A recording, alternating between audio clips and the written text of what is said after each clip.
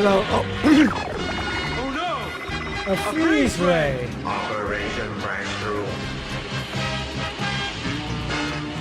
Hello. Welcome to the stream.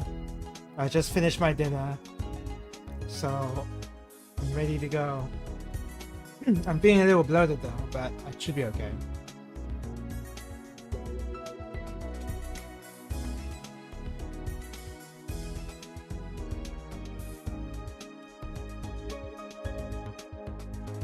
Just setting up my camera first.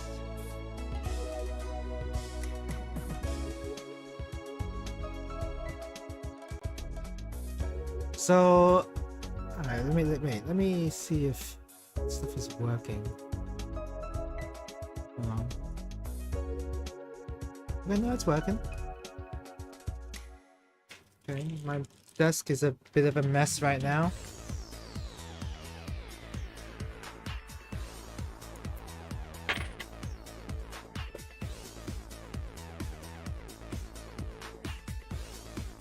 All of a sudden, what? Oh my god, I forgot my words all of a sudden. Yeah, there you go. I'm craving fried chicken for whatever reason. Even though I just ate some noodles. I feel like something very fatty for whatever reason. I can make this into a Neko Arc endurance stream again.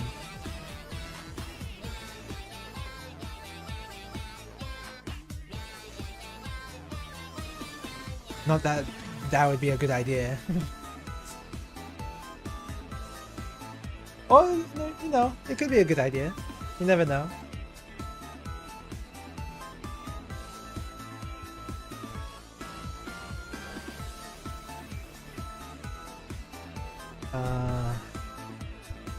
I want to have the mic quite a bit further away from me than I usually do.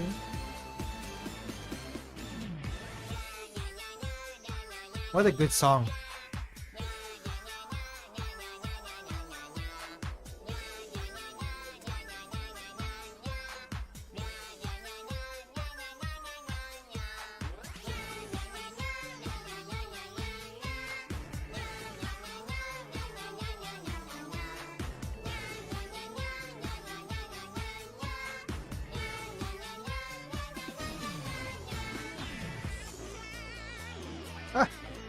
So I'm still setting up the camera. Yeah. Thank you, writer, for making a Neko Arc endurance video.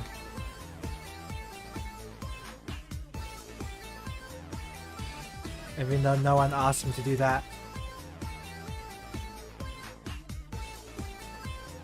I think that's fine. Should be fine. As for music, I don't know. What music am I gonna play?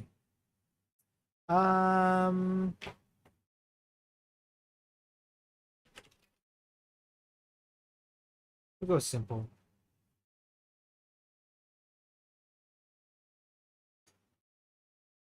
Oh! Loud.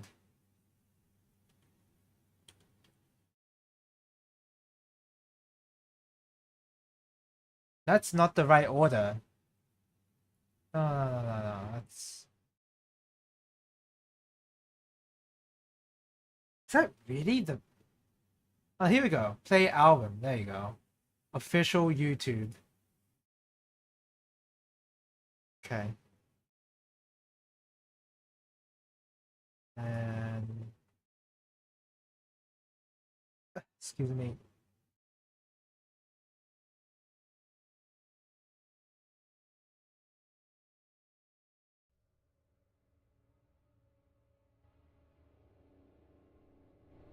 Can't hear anything right now.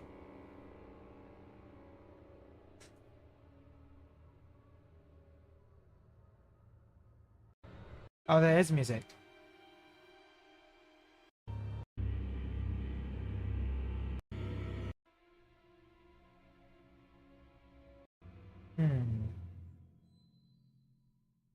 what a weird. So I'm playing Dark Souls 2 music right now. Okay, I guess I'll just leave it on.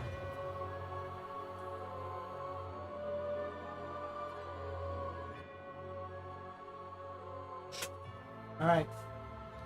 We're back at it again with this kit that I've sort of already built before, but I've only built the green guy, the scope dog. Now we're gonna be building this guy, the orange guy over here. That's what we're gonna do tonight. Hopefully, I'll try and speed up my building so that I'm able to actually be able to complete it tonight. Not have it be in the middle of midnight or whatever.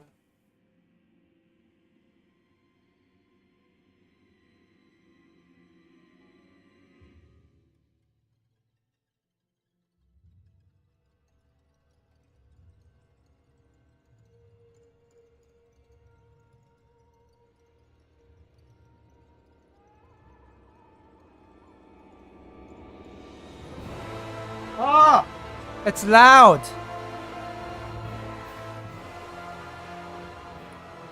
So loud. I don't even know when this plays in Dark Souls 2. Is this when, is this like during the opening cutscene that I always skip?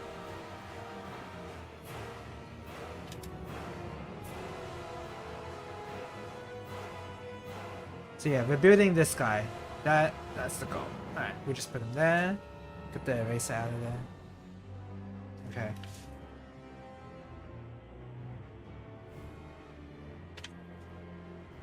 Alright, I need to go over. No, this is wrong.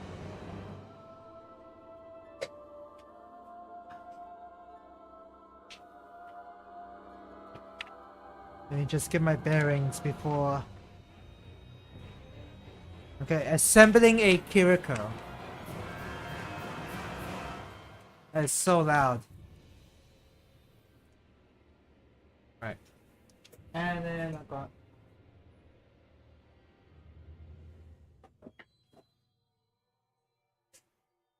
Oh, here it is. Okay. I am ready. Let's start building.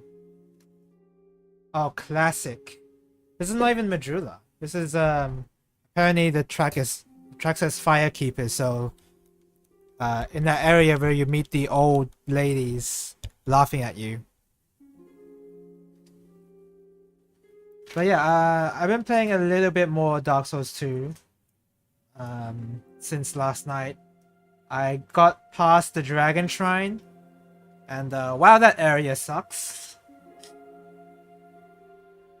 The Dragon Shrine is quite an infamous area in Dark Souls because it's home to the Drake Keeper enemies. A4.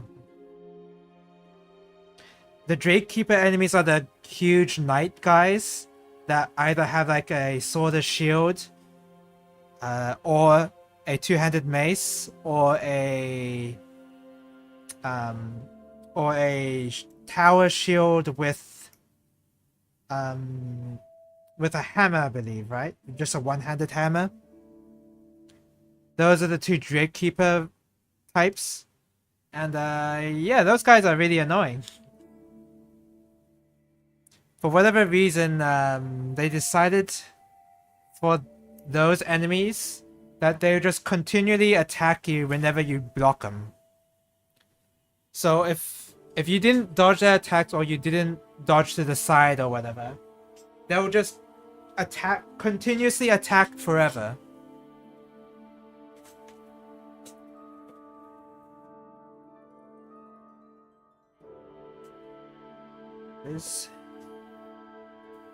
That's the mace good in every game. Yeah, it's especially good in Dark Souls 2, yeah. But yeah, the Dragon Shrine has those enemies, and I didn't have too much of a hard time with him, but I mean I did die to them a couple of times because I was getting really impatient. Because unfortunately in Dark Souls 2 there's the mechanic where you can't just run by enemies.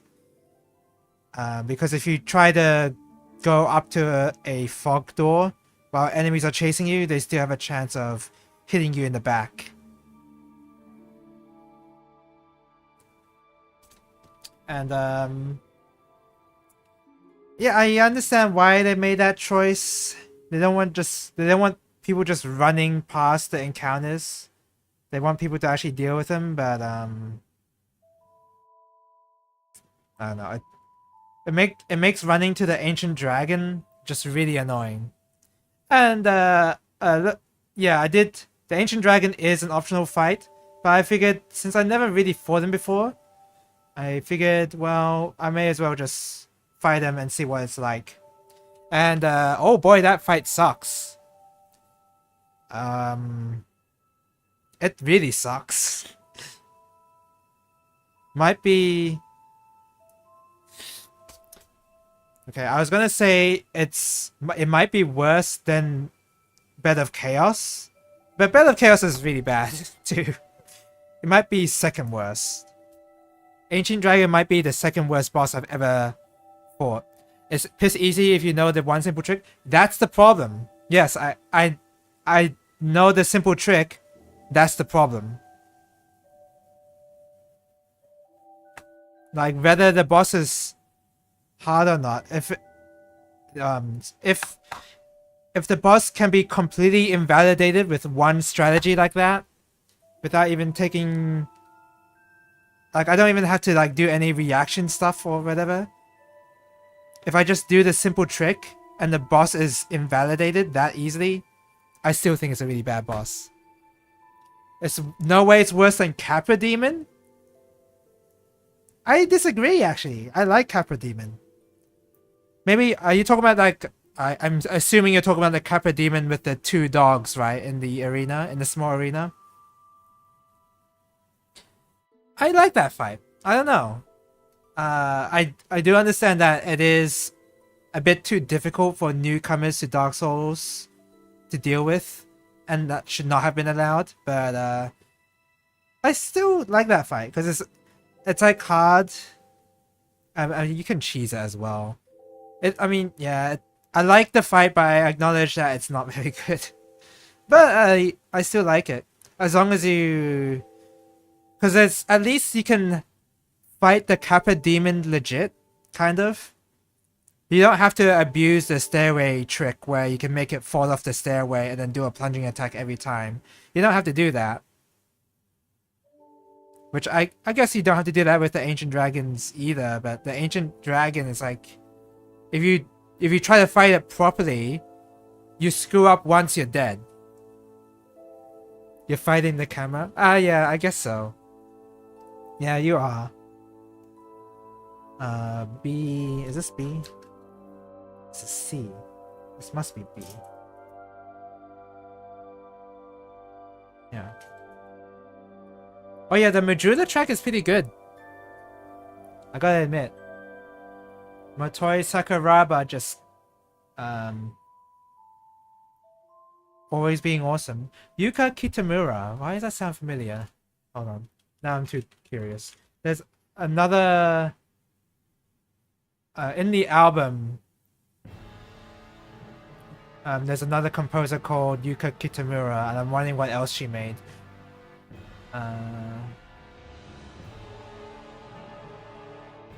Mostly just Soulsborne stuff.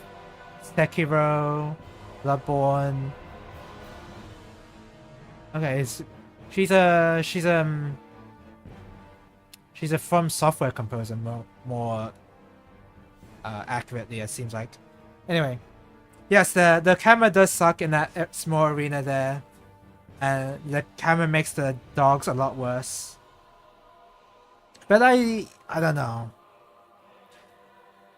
I feel like this is all very subjective. I have to admit, I don't know if there's a way for me to even say which fight's better or not, objectively speaking, so to speak. I think at least with the Kappa Demon fight, you're allowed a few mistakes in that fight, even though you could just get swarmed by the dogs and the Kappa Demon.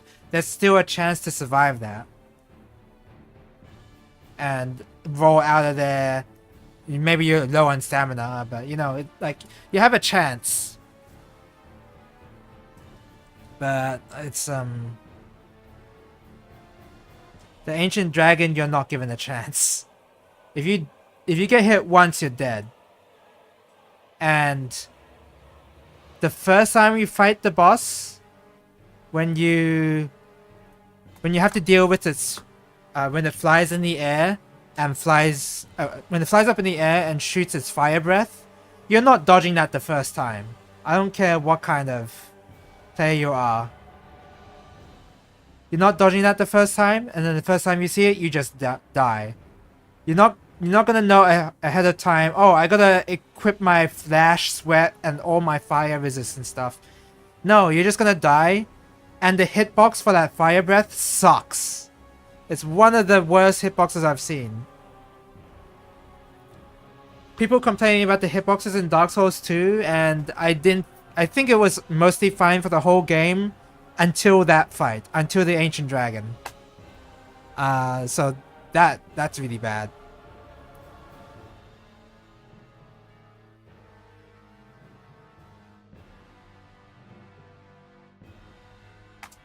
But that's just my opinion. You don't understand why people struggle with the Smelter Demon so much, but it's great for random co-op. Who's the Smelter Demon again? If I don't remember the Smelter Demon, it must have not been that hard of a boss. Is it the Iron Keep first boss? Like behind those weebs in the Iron Keep? Is that the boss you're talking about? I didn't find that boss hard either.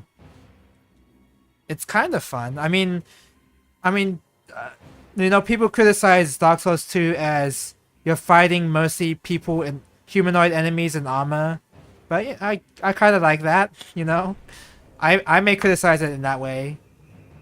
Dark Souls 2 pushes it a bit too far, in with the armored guy as the enemy type, but I do like that.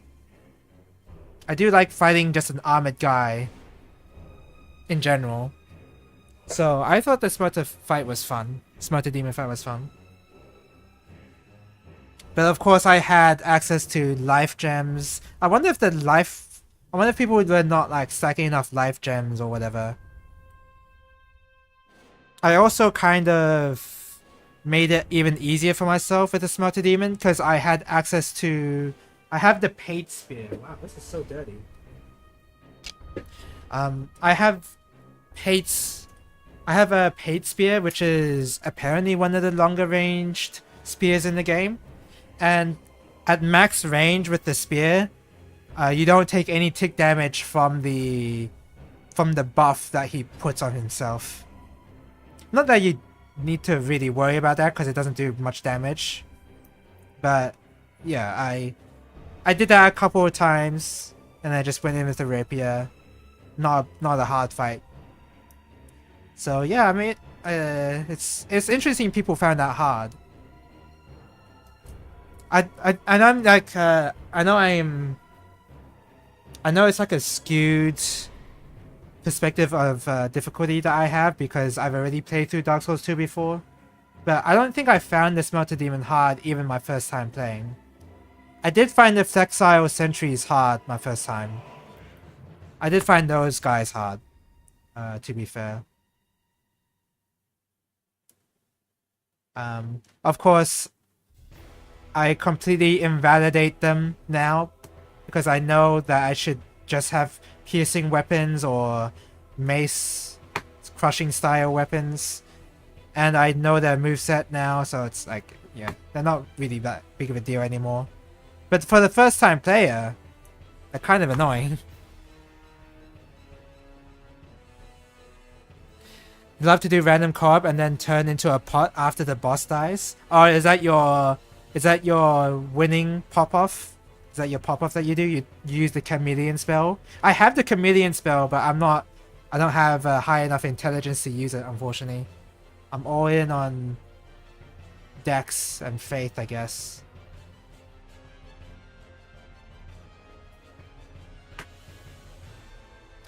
Flexile Sentry just has not that good of a stage gimmick, honestly. Yeah, the I'm trying to like compare it to Capra Demon's Arena. They're both pretty bad. They're almost equally bad, I feel like. Old Dragon Slayer, not Ornstein. The theme. Yeah,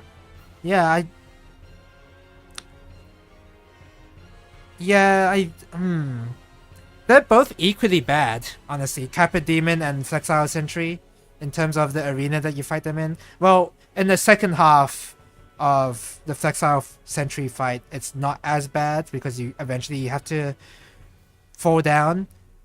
Oh, and by the way, when you fall down, you take falling damage. You take like half health falling damage when you fall down. Even though that's like a mandatory part of the fight, you have to take that damage, which is poorly designed in my opinion. But that's what the game wants to do, I guess. What if Ornstein could Nibbling Velesti? Oh, he doesn't really. He jumps up in the air and thrusts you. But he doesn't really do Nibbling Velocity. He shoots out his spear, doesn't he? But only on the ground. If only he did it, yeah. It would be a much cooler fight.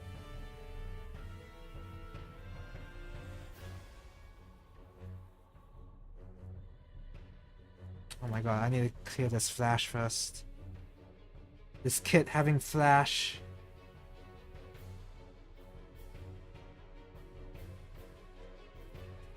I found the old Dragon Slayer pretty easy, but, you know, that's only because I'm used to fighting against Ornstein, so it's, you know, it's a whatever fight.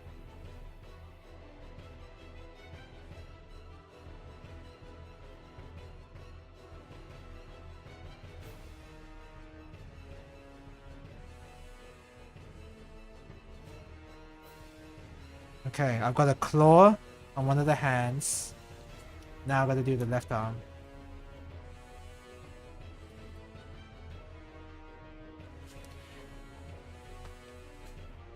And oh, listen, have you played Vanilla at all? Or have you which version of DS2 did you play? Did you play Scholar or did you play Vanilla, or have you played both? Let's see. A1. Because in the Dragon Shrine, I don't have much memory of Scholar right now, and right now recency bias. I have recency bias with Vanilla, but with Vanilla, the in the Dragon Shrine, you know those stairs that go up to the Ancient Dragon?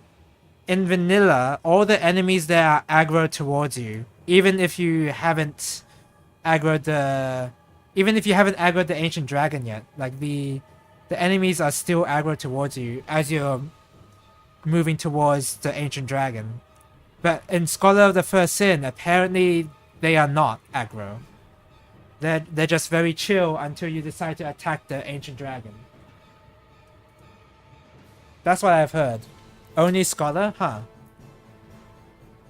Yeah, in Vanilla, the stairs that you have to cross to go to the Ancient Dragon, the enemies start off aggroed first.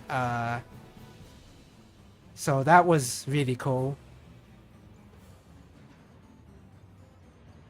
And of course, the difficulty of that Dragon Shrine is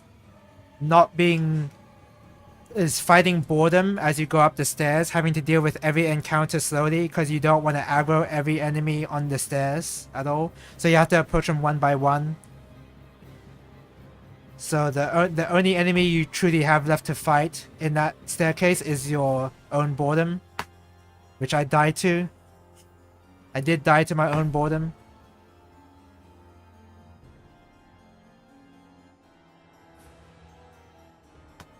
So that was a massive black mark against vanilla, having to fight those guys over and over again. Or having to fight those guys at all. I feel like all the complaints people have with DS2 are from the Dragon Shrine area. Because it's easily one of the worst areas in DS2 ever. Because the encounters are not that fun. It's just a lot of armored guys with different weapons, and then you multiply them by 2 on the staircase. And then you multiply them by 2 again with a different the enemy that has a different weapon type. You multiply them by 2 again. It's just not a really fun area.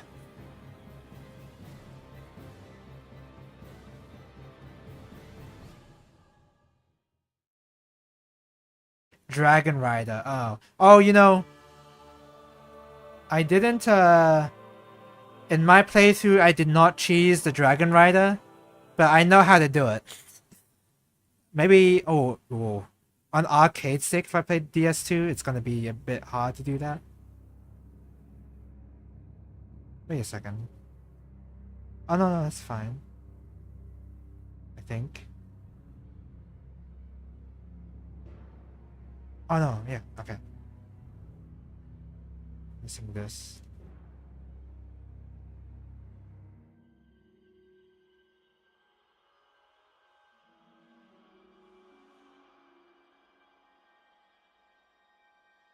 Dragon Ride is kind of a easy fight. It's a bit too easy. You don't even... It's so easy you don't need to cheese it, but you can. You can cheese it. Until the game's like, oh no, you're not allowed to cheese it. Let me send in like 1 more Dragon Rider in the fight later on. And it's still easy, because you have all your equipment like upgraded by the time you reach Strangley Castle. Like, Dragon Rider is just a chump.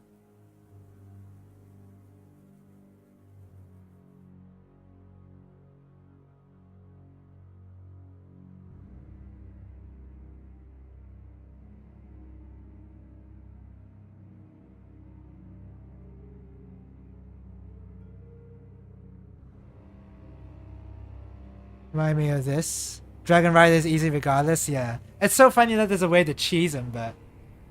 Oh yeah, this is before the Dragon Shrine. Oh, that dragon in that video didn't appear for me.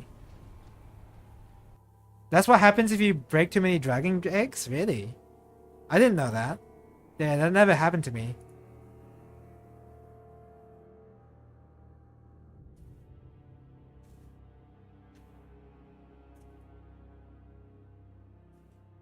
I never really went out of my way to destroy the dragon eggs though, so that'd be why.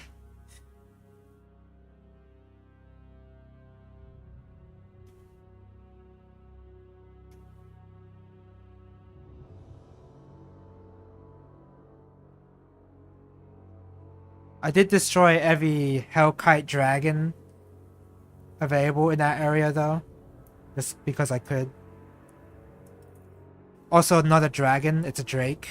But apparently the DS2 devs did not know about that. I'm pretty sure it's a drake. Because a dragon has 4 legs, but the drake only has 2. The ancient dragon's like a dragon. It has 4 legs. So it's interesting they called the Hellkite dragon a dragon, but whatever. No, I'm not one to really care about that. I just thought it was an interesting observation. Because in Dark Souls 1, they made that distinction pretty important. I'm thinking of a Riven. I maybe... What the heck is a drake? Is a drake a baby dragon? Because... A drake is a young dragon, apparently.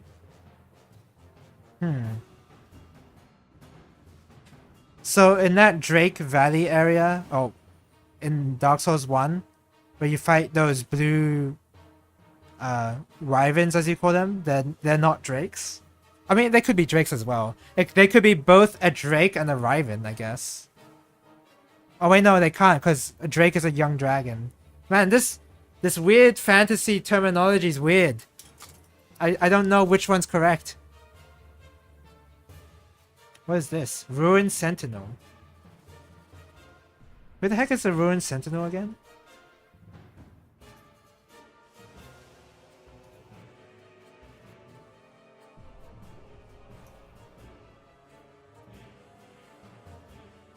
I don't remember who the Ruined Sentinel is.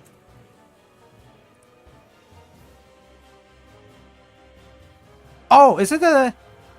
Oh, is it the guy that you fight in the... The 3 guys in the Lost Bastille? Oh, those are... Oh, yeah. The Flexile Sentries are a different...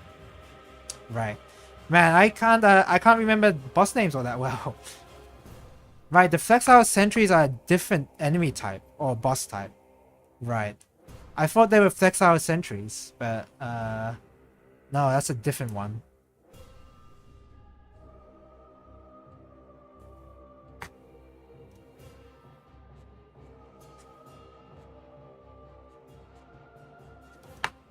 Oh god. It's a fight with the rising water in a boat. Yeah, exactly, yeah.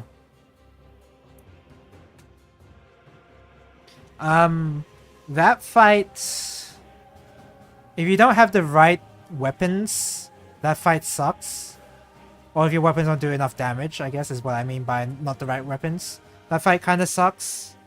But... I mean, I found it easy, but... Again, the power of the rapier in Dark Souls 2. So, I didn't have too much trouble with the Flexile Sentry.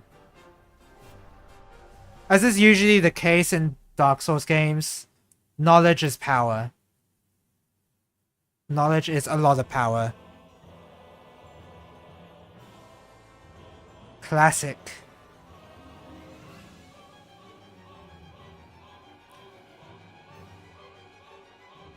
Most newcomers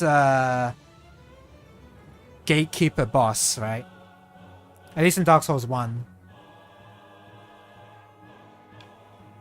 It is kind of crazy that is one of the first few bosses you fight in Dark Souls 1.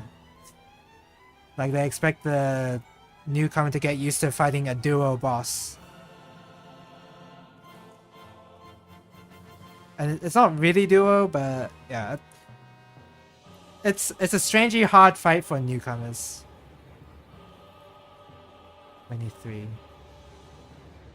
Of course, it's not too bad once you know what you're doing, but I guess that just applies to Dark Souls in general. This is not A. This is the Dark Souls 2 version, by the way. That's... The Dark Souls 2 version is nothing.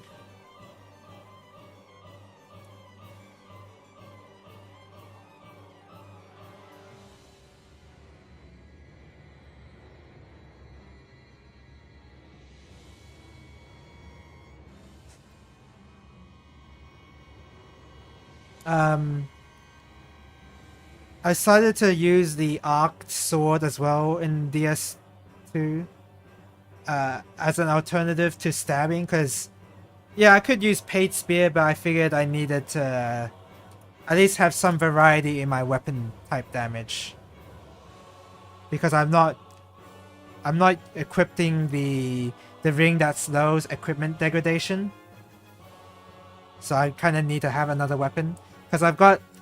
My current setup is Ricard's Rapier, which is basically the Rapier, but it has a higher dex scaling. It has lower base, but higher dex scaling. And it has the multi-strike and its strong attack, which I don't use, but it's nice to have, I guess. And then I've got the arced sword for great sword damage. Curved greatsword damage, and the poise stagger. The poise stagger is really helpful against humanoid enemies against that were the same size as me, because I can just do the strong attack and just, you know, completely smack them flat on their back every time I do a strong attack. So that's why I have the arced sword for. And then I still have the divine charm for faith stuff. That's my current build right now. Oh, I still have my short bow in case I want to cheese out some enemies.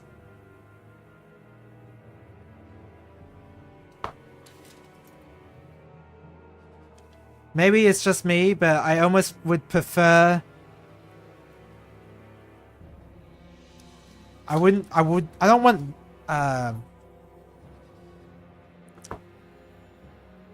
Well, how am I going to say this?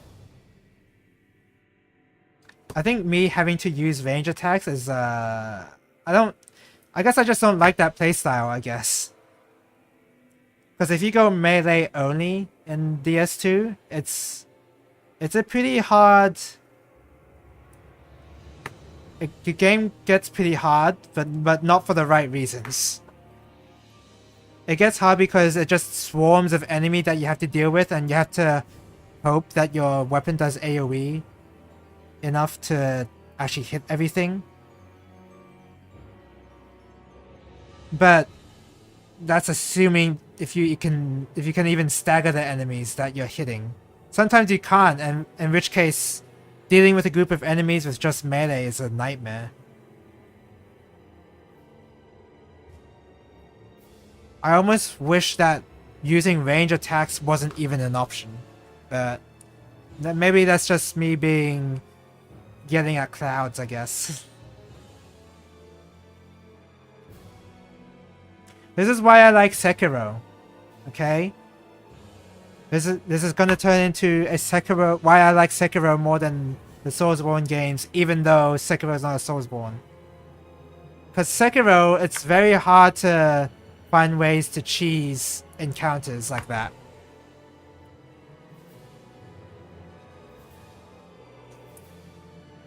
In Sekiro, you have to stand up and fight the enemy, which I like. I like just fighting the boss. I like just fighting enemies.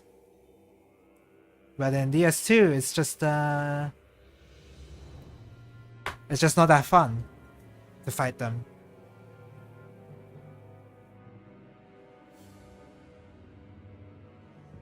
Especially when I can cheese them really hard with the short bow and the lightning spears and all that.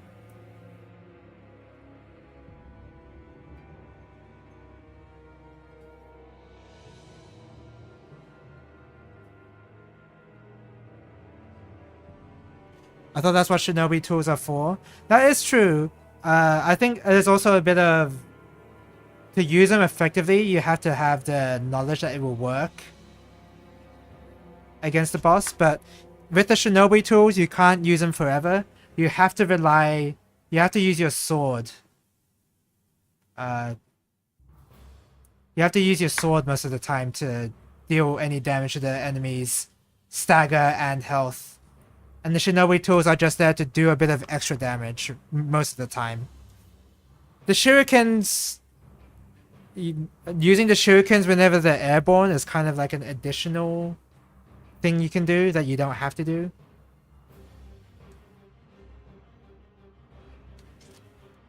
I did briefly see on Twitter that apparently someone is trying to play through Sekiro without using parries for the first time.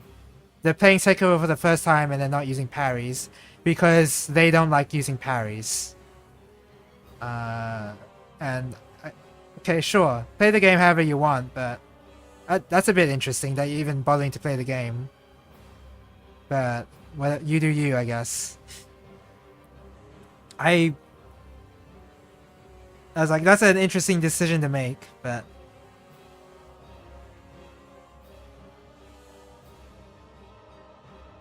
They dislike parrying that much that they'll just not parry in Sekiro.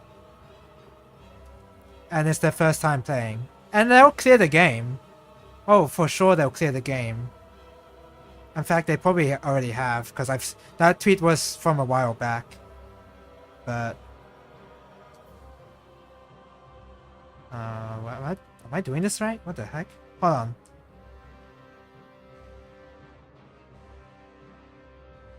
Okay, this way.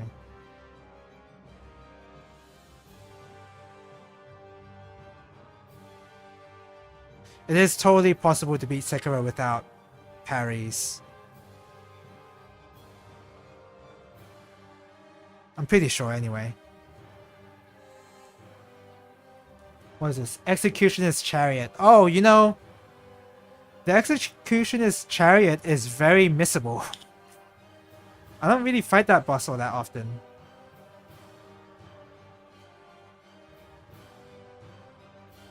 I don't think I even fought it in my current playthrough yet. It's a boss that's very easy to miss because in the area where you find them, it's like you don't even need to explore that part of the map, I think.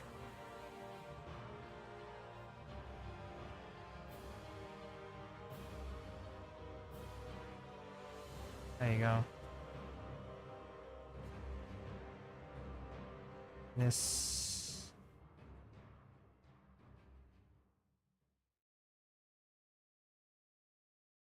Oh, I cut off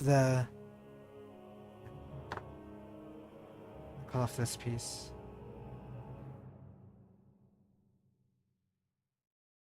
Should probably go ahead and fight the Executioner Chariot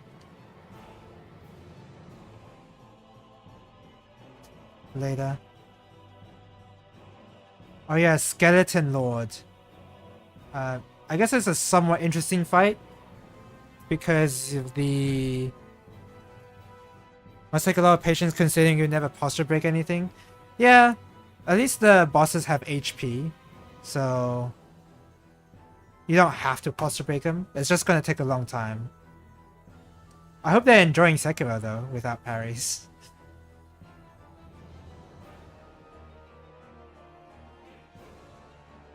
I just it's weird to really hate on a mechanic that you haven't really engaged with, I guess, but whatever. I do that with Dark Souls too. Sorry, I do that with Elden Ring anyway, so that's self-imposed challenges for no reason. So it's not any different, really. Like no Spirit Ashes in Elden Ring. I didn't even really... I mean, it was part of the self-imposed challenge for me to not use them, but I also just didn't know how to use them at all. So yeah, that was an interesting experience. I didn't realize that the Spirit Ashes were that vital. And that everybody was using them. I probably fared a lot better in the Millennia fight because I didn't use Spirit Ashes, right? Because Millennia, whenever she attacks something, she restores her HP. And that includes Spirit Ashes. Yeah, I guess I just got lucky there.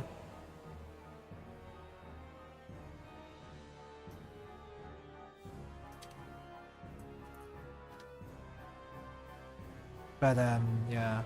I think this is a legitimate complaint I have with Dark Souls 2, and it's not just with the life gems. The game is too long. The game is way too long. Or if it's not that it's too long, it's that it's not paced very well. Yes, it has a lot of content in it. There's a lot of DLC areas. There's a lot to the game. Yes. But sometimes your game shouldn't have everything. Maybe it shouldn't be like Hollow Knight, where it just has too much of the...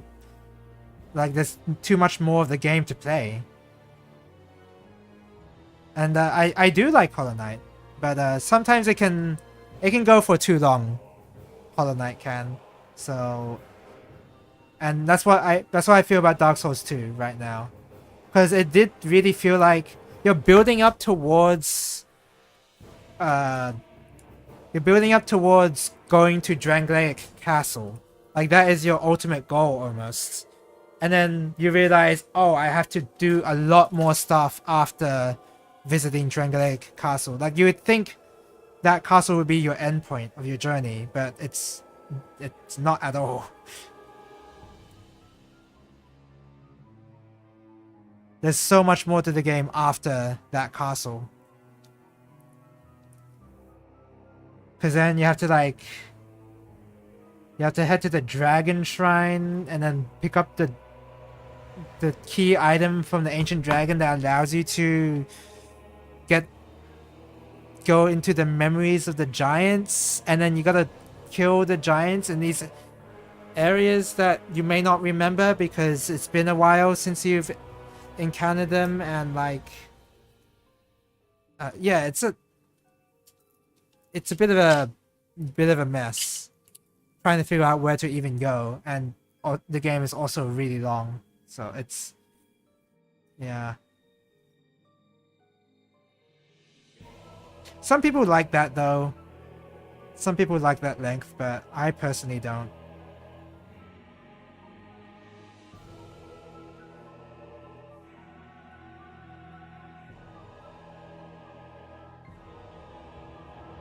So we have to do the old toothpick trick. I hold it in place with a toothpick and slide in the foot. Oh, good old covetous demon. That fight was a nothing fight.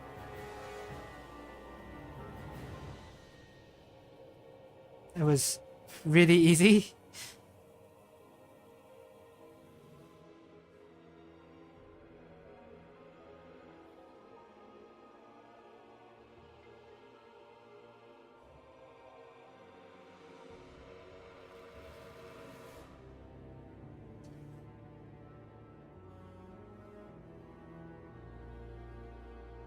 There you go. And B16.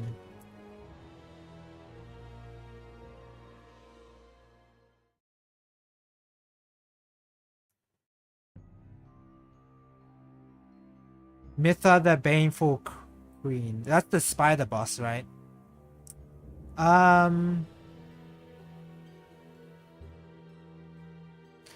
It's one of the bosses that spawns the small spiders that keeps respawning until you kill the boss.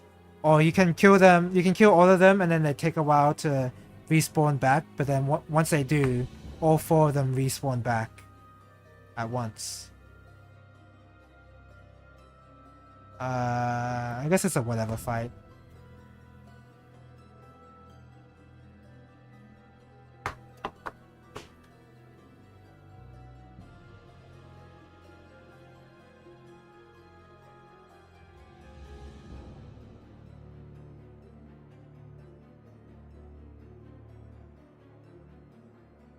It's the fight when you're fighting just the big spider on its own, just the boss on its own, it doesn't really have very...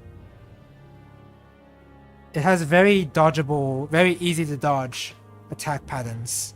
That it's almost certain that the fight was designed with those little spider enemies in mind during the fight. They really like to have... Like, the motto of Dark Souls 2 is to just spawn a bunch of enemies to aggro towards you at the same time. They really like that.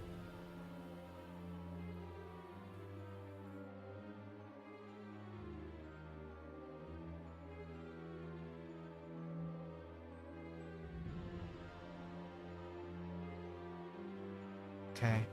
Finish the leg, and now the other leg.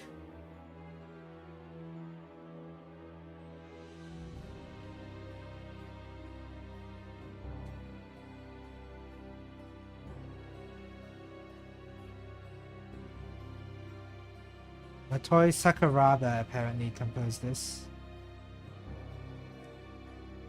Man, I actually would not have thought Motoi Sakuraba composed these tracks, I'll be honest.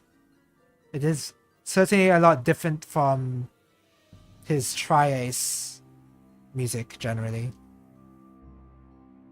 When it comes to his Tri-Ace music, like, I recognize the style, but for Dark Souls, it's just I could not have recognized him. I I would have previous knowledge that it would be him for me to know.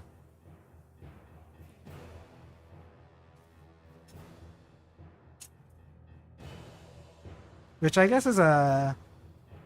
Is that a good or a bad thing? I think it's a good thing for the composer because it's like a different challenge entirely and not defaulting back to your usual style of how you compose music.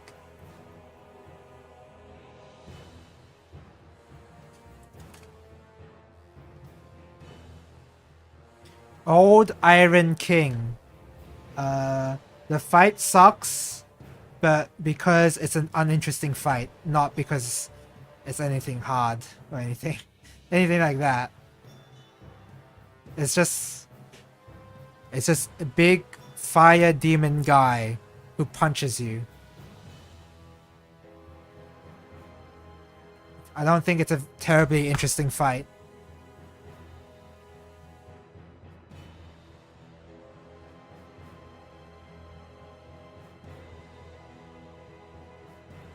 One thing that is a bit weird though is, do you know that arena? I think you know exactly what I'm talking about. It's the Old Iron King. That particular arena has a random hole in like the middle of it. Not directly in the middle of it, but like, you know, next to the wall, next to the back wall, there's a hole that you can drop down. My first time playing, I definitely fell down that. Like obviously not in my playthrough because I was very aware of that hole, but that's a messed up place to put that. Shinobu Yagawa, Wiki Arcade Otaku. Programmer at Cave. His games at Cave include Ibarra, Pink Sweets, Muchi Muchi Pork. Before joining Cave, he worked at Rising, where he developed the Bat trilogy. Known by his initials YGW, revered programmer amongst the AO populace. Has become a tradition on the AO wiki to attribute him as programmer in the first published version of all game articles. Okay, that's pretty good.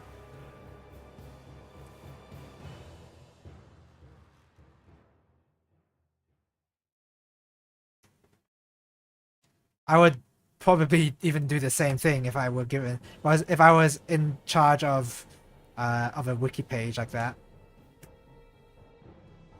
Look under the picture. Yagawa has no blood. His heart pumps the tears of defeated players. Well, that is something he can claim, but he didn't program S-Doge, did he? What about... Did he program S-Doge TLB? I didn't think so.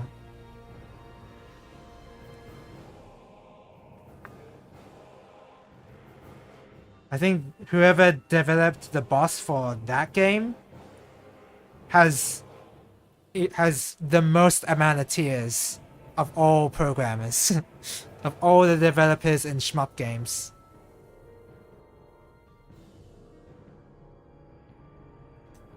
It's insane they made a TLB that hard. It took that many years to even beat. Like this is not like I get like an extra 30 seconds off of the speed run thing. This is just trying to beat the boss. Which is messed up. Anyway, yeah, not even that random hole. There are so many bloodstains that run straight into the lava pit. Oh, really? Just run into the lava pit? Oh yeah, just...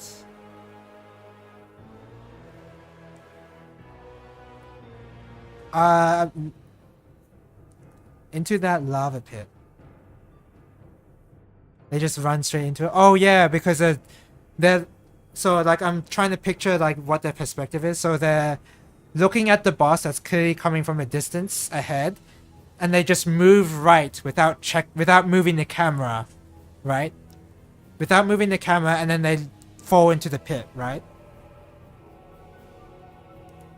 Because I think that's where that lava pit is oriented in that arena. It's like directly to the right of you, or somewhere around there anyway.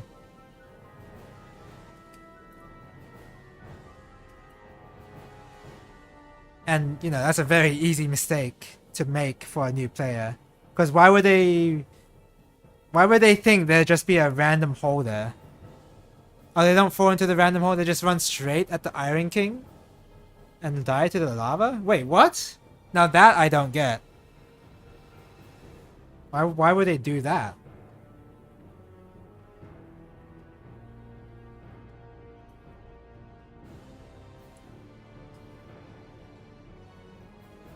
There's like clearly a lava.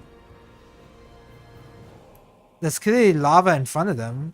Do they think like because the boss is there, they have to move towards where the boss is?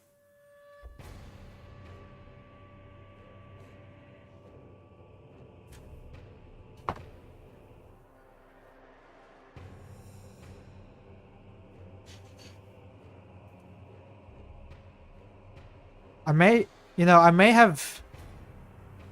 I don't know if I actually have made this mistake. But the lava... Is it the lava centipede in the first Dark Souls game? I may have made the mistake of running straight towards it in order to hit the boss. But I don't remember if I actually did that or not. I may be forging memories in my head there. Because it kind of seems like something I might do if I don't know anything about Dark Souls 1 at all. But I don't think I have a direct memory of myself doing that. But with the old Iron King, at least the lava pit is clearly lava. So I'm interested as to why people would even fall down there. Maybe the bloodstains of them... Oh wait, no. You can... When you examine the bloodstain, you can see what they did. So it's not just them swinging their weapons and then accidentally falling into the lava. It's just they're walking straight off. Okay. I gotta say, that's an interesting strategy. What boss is this? Oh, Royal Rat Authority. Sure. I guess it was... Was it a cool boss? It was a whatever boss, mainly. Most of the bosses in Dark Souls 2 are whatever. I can't really name many bosses that I enjoyed in DS2, I'll be honest.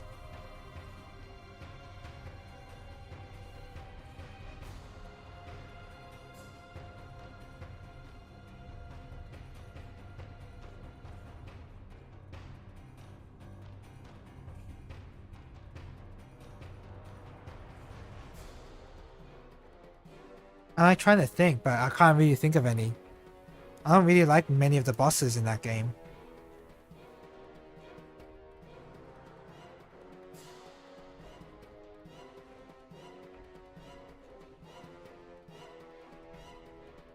Why are you getting pushed out? There you go.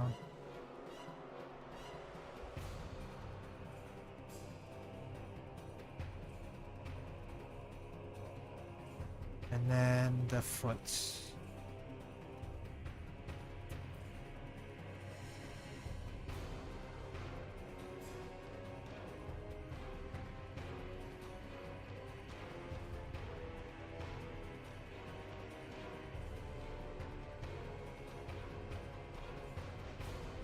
Yeah, I don't know if I like any boss in DS2.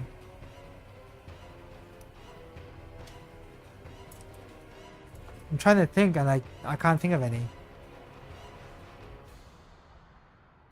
Because in Dark Souls 1 I can just say, oh, the Artorias fight is fun, although that's DLC. The Manus fight was fun, although that's DLC. Great Wolf Sif is fun. That fight's fun.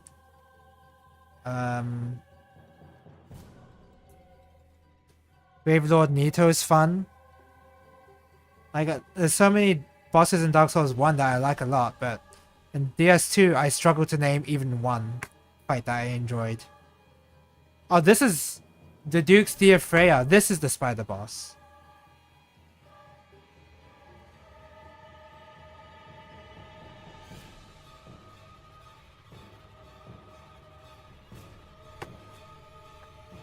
The main DLC bosses are pretty good. The I remember that weeb guy who's a boss. Are you talking about him? I think he was pretty fun too.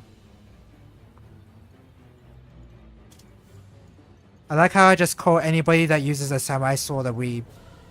And with my build, I could easily do that. I could use a katana.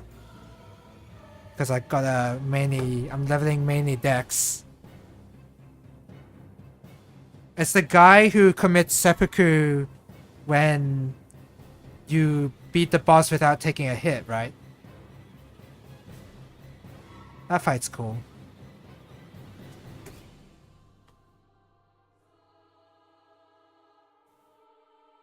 But currently in the main game, I can't find any bosses that I like. Ornstein and Smo, that's a good fight. I don't care what anyone says. I like that fight. That's really cool.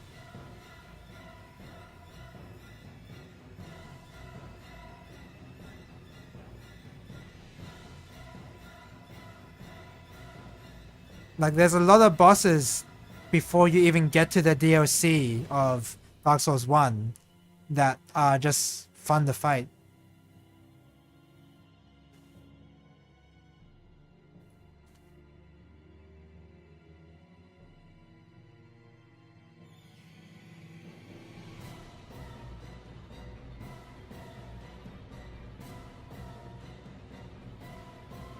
And I need the... I'm trying to build this relatively... What the hell, man? I'm trying to build this relatively quickly. But I don't really know how fast I'm actually going.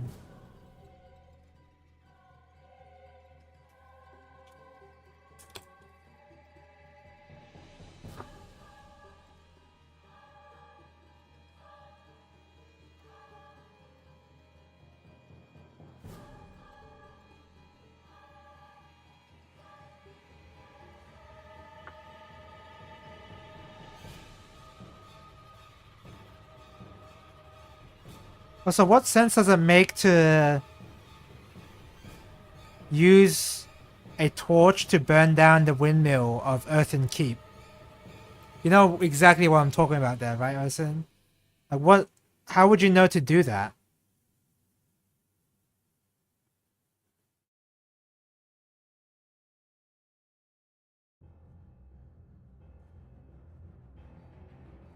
Like, that doesn't make any sense to me. Oh, Royal Rat Vanguard. I guess I kinda like this fight where you have to find the one rat that has a mohawk in the group. I guess it's kinda cool. It's pretty annoying though. It's a pretty annoying fight. Because you're fighting the camera for this boss fight.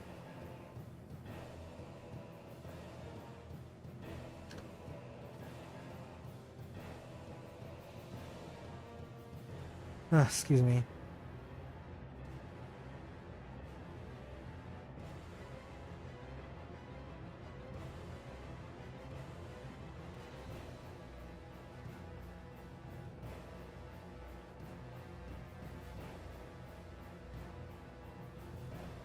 Okay. Legs and arms done. And there's still so much more though.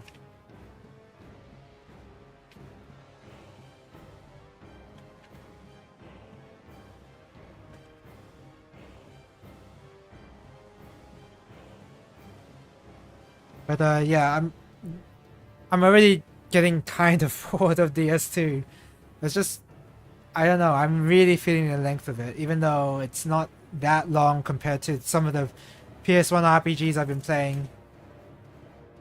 The difference there is that I like playing those games, I guess. Whereas with DS2, I feel like I'm just playing it out of spite at this point.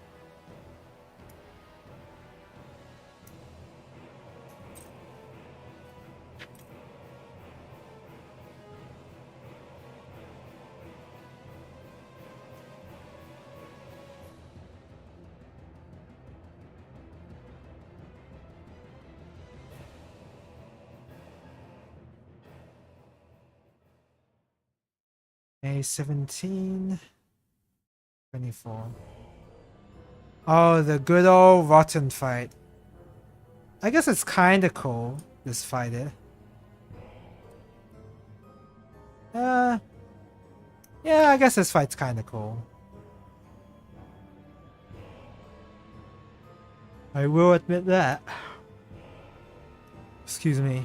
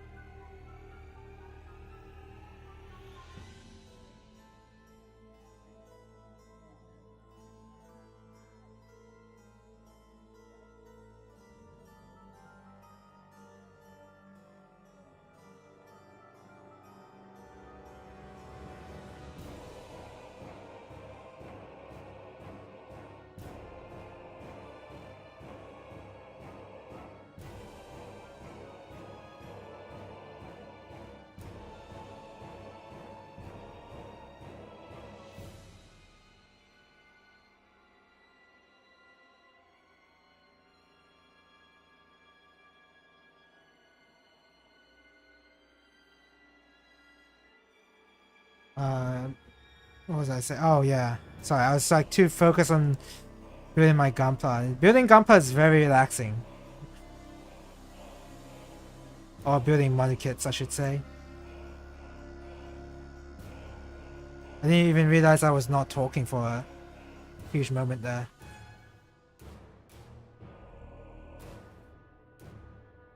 But yeah, when I don't know when I'll get to playing Scholars on stream.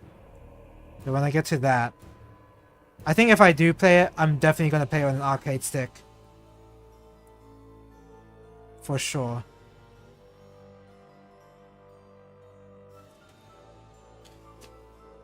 But once I finish my playthrough of Vanilla, I don't know if I want to jump straight into Scholar. That would be, I feel like that would be a bad time.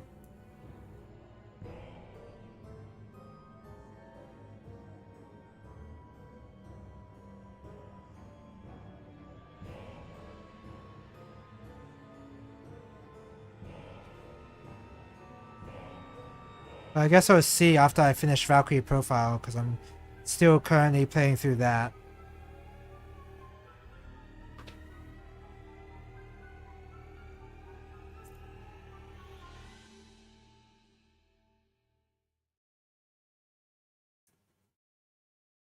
And I just realized there's like a ton more PS1 RPGs that I would want to play right now.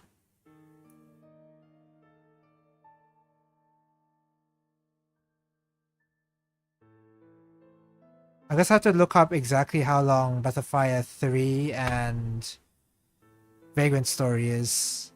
Because if they're too long, I might not want to... I might want to jump straight to Lufia.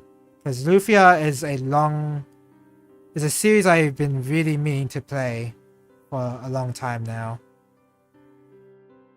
Even more so the PS1 games.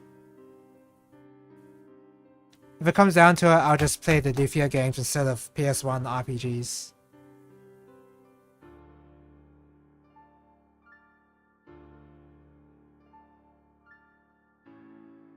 And maybe skip the DS version. Oh man. I think if by the time I reach the DS version, I will procrastinate so hard streaming that game, I'll just probably forget about it about playing it, maybe. Because I don't remember it being good.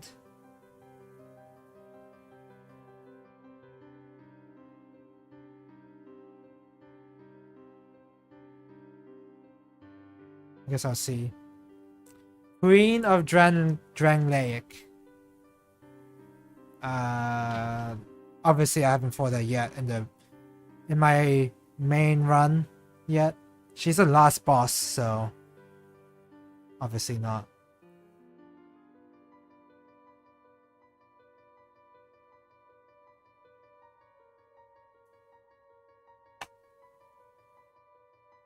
I'm a little afraid of turning up the volume because it could get blaringly loud.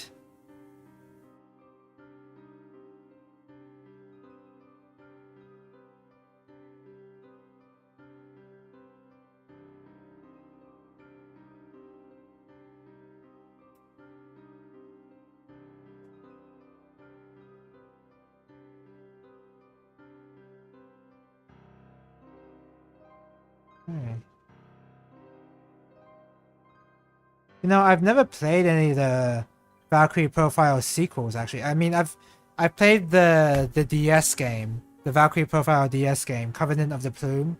Never finished it, but I know that game exists. But I have never played the sequel at all. I wonder if I should,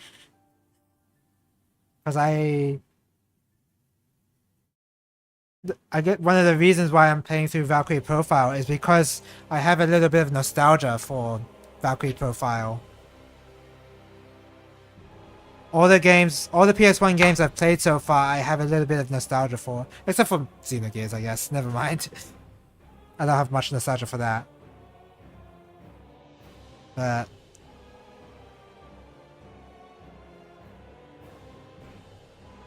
I remember I was excited to hear the news about Valkyrie Profile 2 or something like that, but do I have the short triggers release of Greg? I do not, unfortunately. I was looking for a physical copy in Japan, but I couldn't find it. So yeah, I don't have it.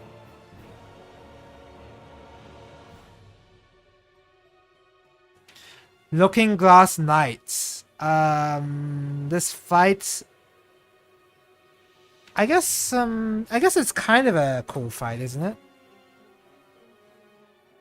I beat him first try in my run, so it wasn't that it's hard or anything.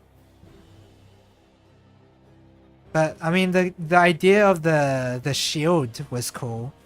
How if you let it, it will spawn additional enemies that are actually invaders from other players. That there can be other players as well, and that's like your multiplayer concept, sort of. I thought that was a neat idea.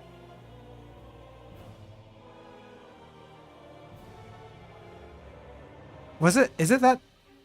Yeah, I'm pretty sure that's how that works.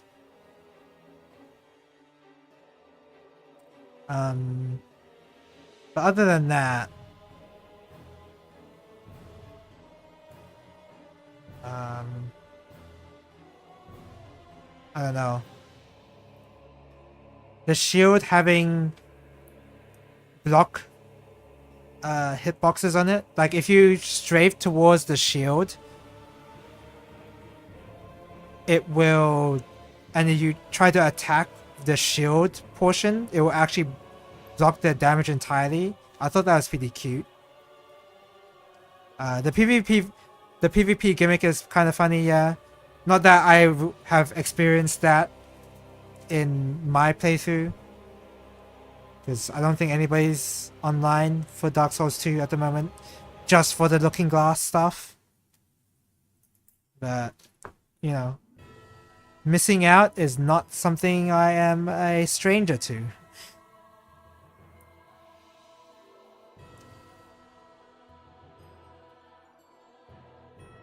Dark Lurker?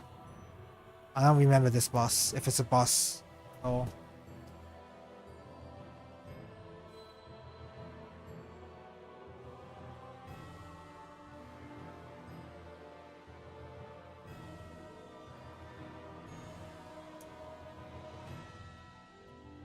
Okay.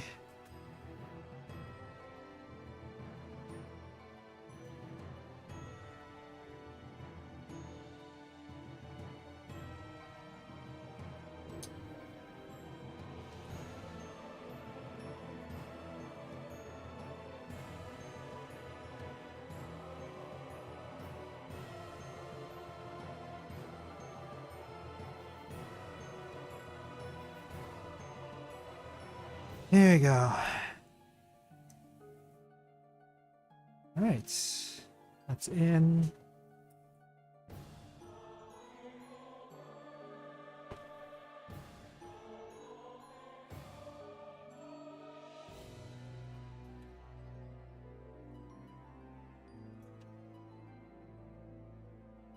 But I have been playing other games other than Dark Souls 2. I have. I've been playing Sudoku again, relearning how to play the game. That's been going alright. I am actually sort of picking up roguelikes actually, and proper roguelikes. And no, not Shiren. I would, if I had bought Shiren already, I'd be playing that. But currently I'm playing through a very traditional roguelike called Adom right now. And I'm pressing all the hotkeys that you have to press for that game. You have to press capital D to drink your potion, lowercase e to eat your food. You gotta use a numpad to move around, like a very classic roguelike. And I'm starting to get into it. Initially, I think this is the case with all traditional roguelikes. When you first start up the game and try to learn it, I don't think the game is very fun at all. But once you start to learn the systems more and what the game can throw at you in terms of variety, I think that's when the addictive part... I think that's when your addictive neurons come through, whatever I'm talking about. The game starts to become really addictive at that point. I cut into the piece of it though. I hope that's not too much of an issue. It's gonna be an issue, but...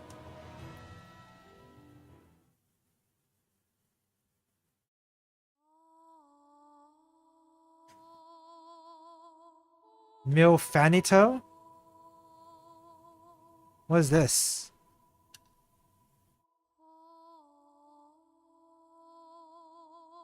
Oh, is this when... Is this the singing that plays during the Shrine of Amana? Is this the Shrine of Amana track? But all the music has been for bosses, so maybe not. Milfanito, I don't know who that is. It's not Demon of Song, by the way. Demon of Song is apparently up next. But yeah, currently playing through a traditional roguelike, and it's a lot of fun.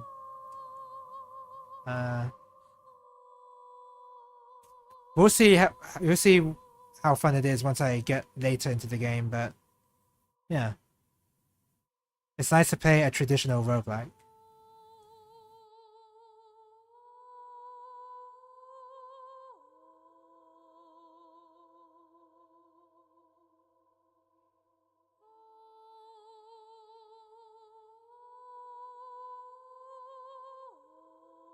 The singer NPCs in that area. Right, yeah. Not actually the Shrine of Amana song, but the singers in that area, yeah.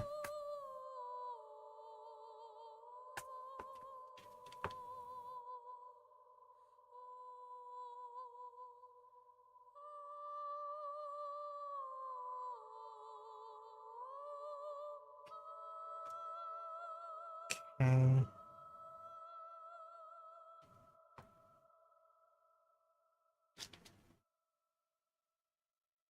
Right leg. In here. This.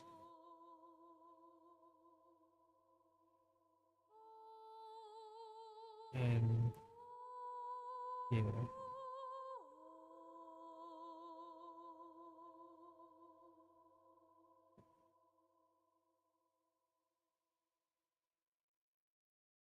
Yes.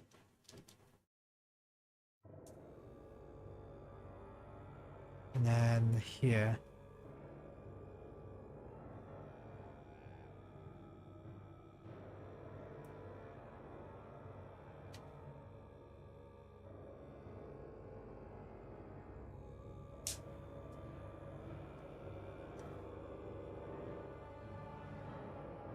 Even the song was...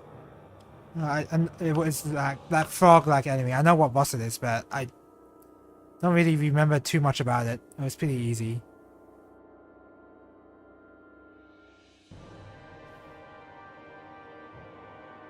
B4.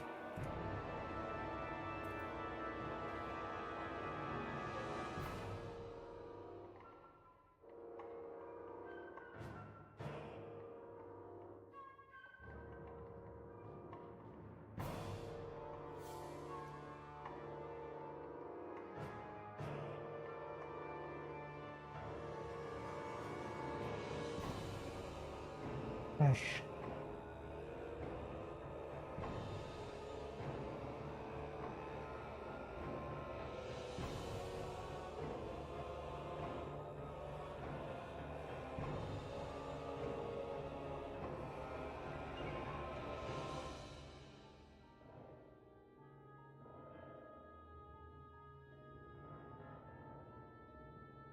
I feel like I'm going at this pretty quickly. I wonder why it took me so long last stream. I think it's because I was too busy showing off all the kits I built instead of just like building the damn thing, and that must have contributed to time.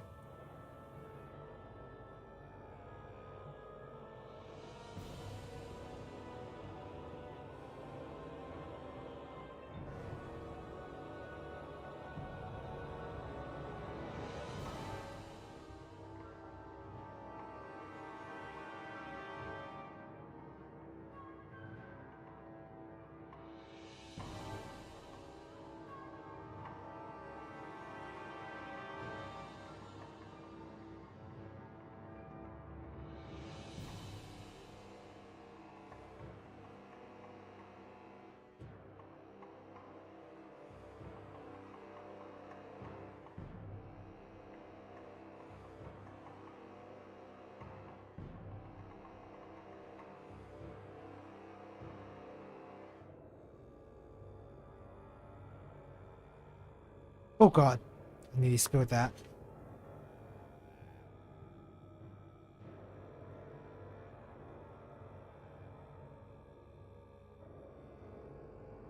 Okay.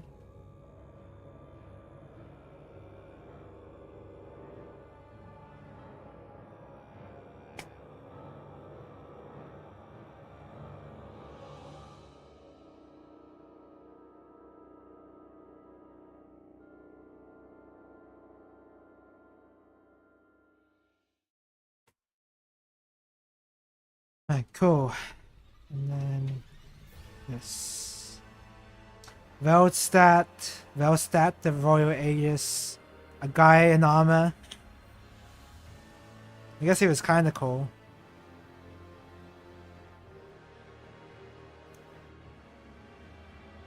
I'm mostly listening to this track to see if I even remember any of the tracks, and I don't really.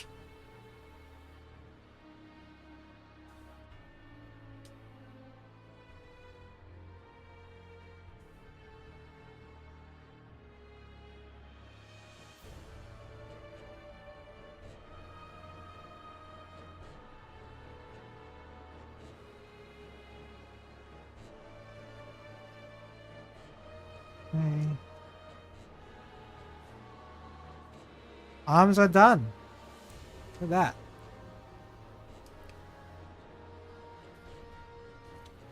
Okay. What next?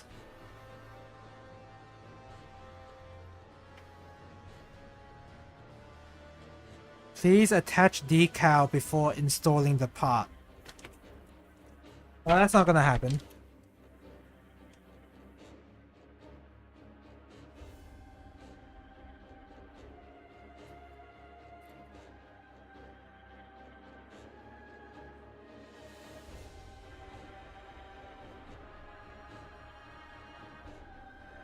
B15. Oh, this B15.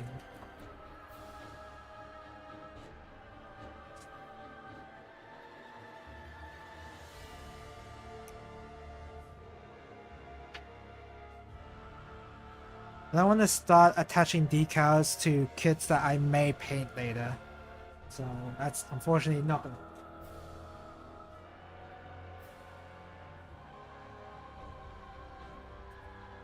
Maybe I will though. I don't know. Oh wow, it is, yeah, quite unpainted, huh?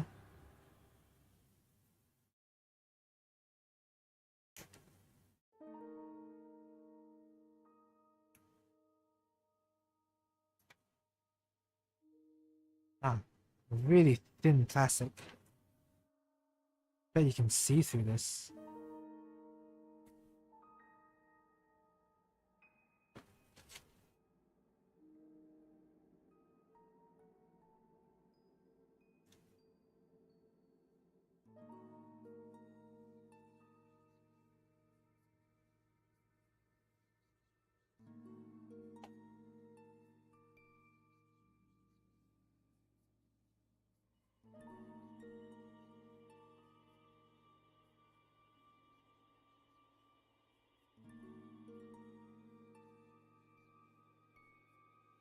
Sorry if I'm cutting away from the camera. I haven't really been paying attention to how it looks on the camera at the moment. Sorry.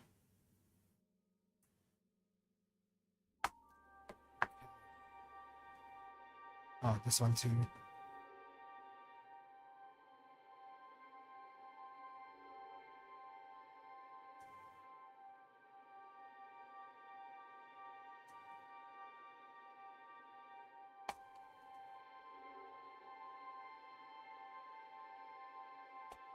This is King Vendrick. I haven't fought King Vendrick yet. I still need to find all the giant souls.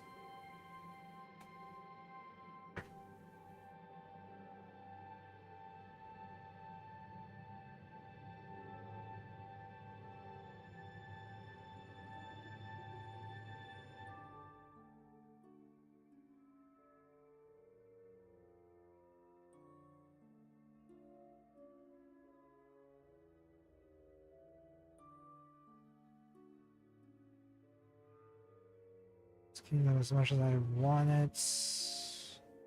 Not. I'll leave it.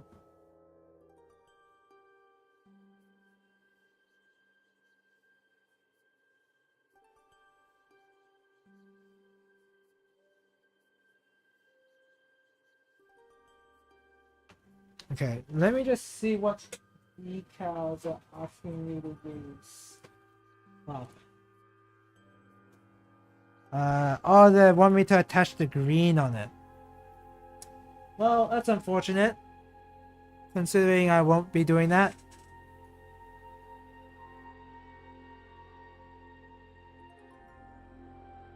I pose for an interesting challenge to paint, because I have to use masking tape, or really commit to using the decals to make this look good.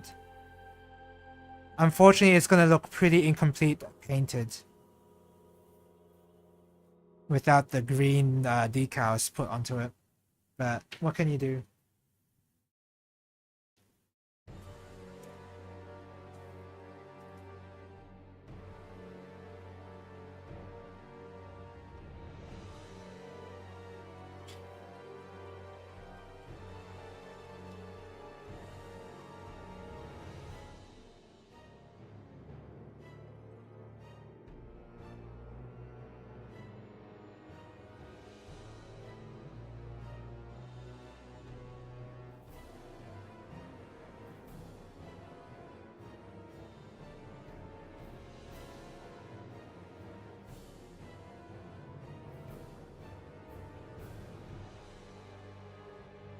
Should really play more Doge, by the way, considering I did buy the M2 shot trigger version of Doge. But, no.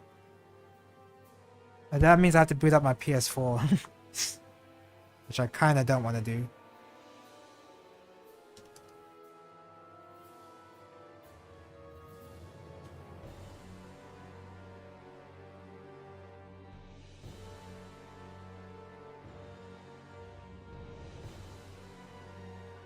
Wait, what?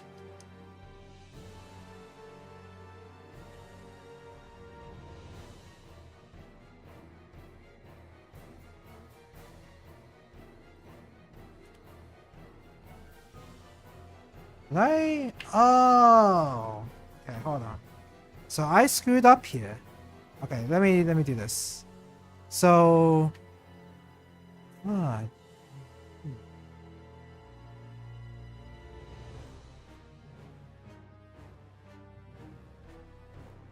Okay. So I actually used two of the same part, but actually these little pieces, these little rubber pieces are not the same piece at all. So I was doing this completely wrong. At least I can fix it now.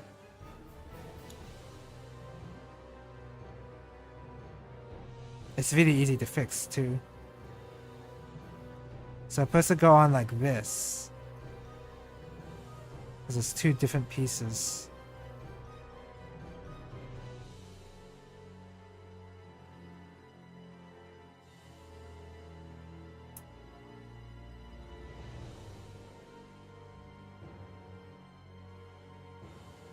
This goes on like this.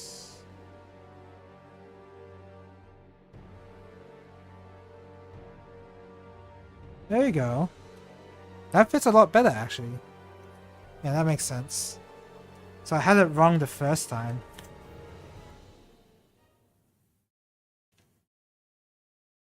Damn, if only I was paying a bit more attention.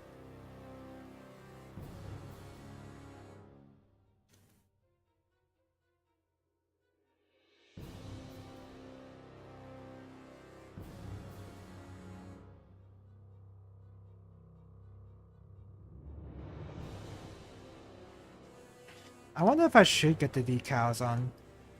Because this one, this bit right here, I'm not sure if I'm gonna paint it even. If I do paint it, I'm not even gonna use the green decals on it. We'll see at the end. We'll see at the end.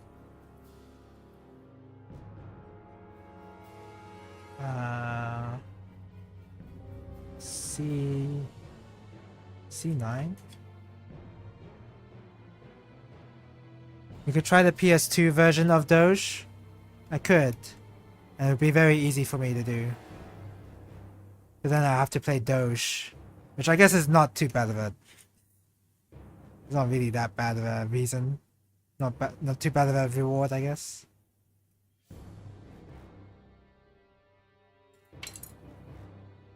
But at the moment, I have been pretty lax on playing shmups in general.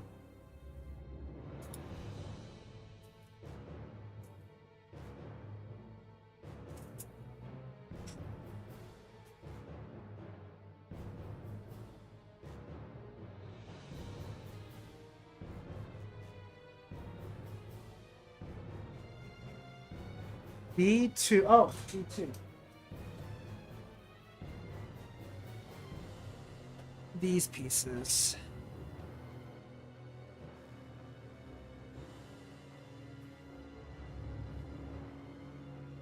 I could also learn Muchi Muchi Pork as well. I could also do that. But, the only people who would be in on the joke would be Pitchy and me. Pitchy and I.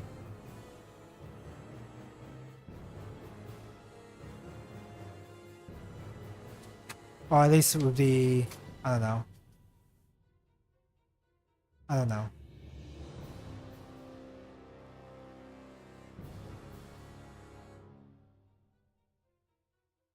Huh?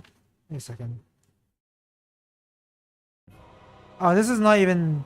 This is the wrong... I mean, I'm sure eventually we need them, right? That is not the right piece.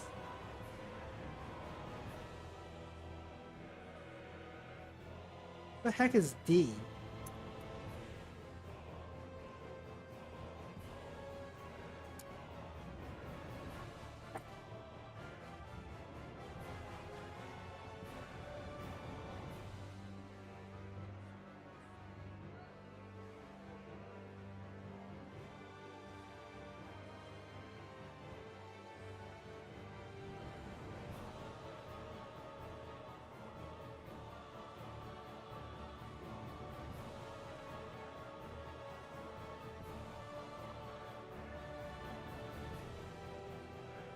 BD? That's not it.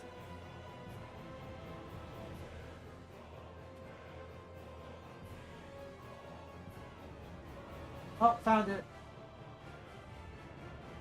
This is B.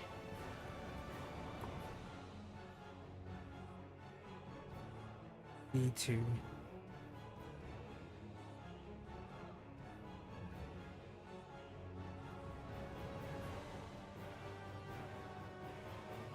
actually, here we go. Actually, talking about me doing the model kit building here, but you are allowed to use God hands on clear parts. Like, if you look on if you Google stuff on the internet, people will say, "Oh, don't use your God hand for clear parts. It will be the clear parts are too hard, and then your God hands will snap."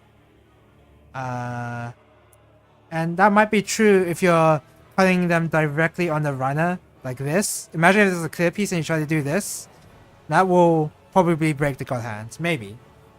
But if you snap them out like you usually do... oh, excuse me. Snap out like I usually do, and you have these small knobs to remove, you can actually use the God hands in that moment. It's completely fine. So yes, be a little careful of when to use your God hands, but you don't have to be that careful. Like, never use them on clear parts.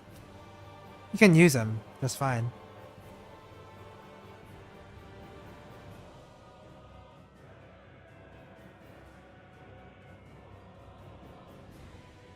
It's because they say clear parts because clear parts are usually they're usually tougher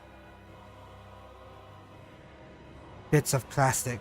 They're much harder types of plastic.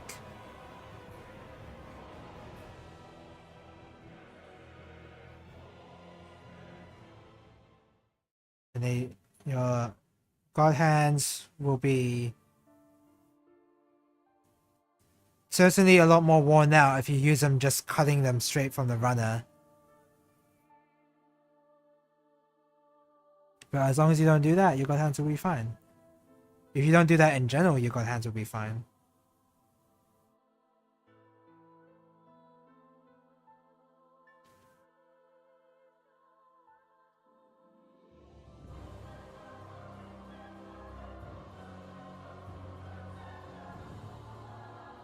Oh, I didn't cut out this part?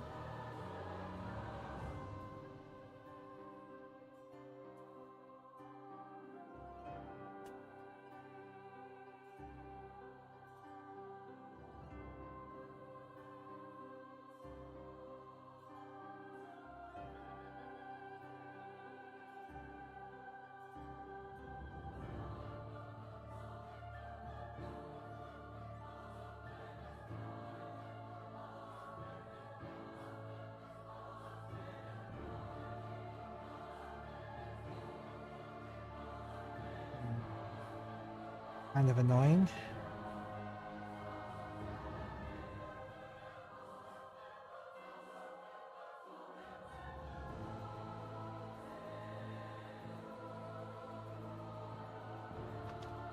Okay, that's done. Let's put this on the back. Like this, I guess.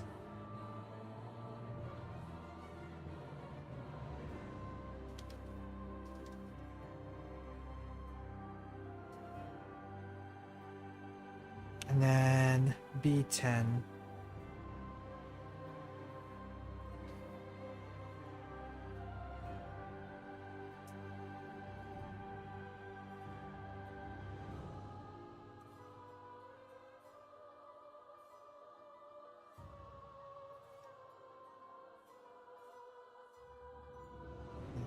B8. 7. I think I'm almost done. Kind of feels like I am.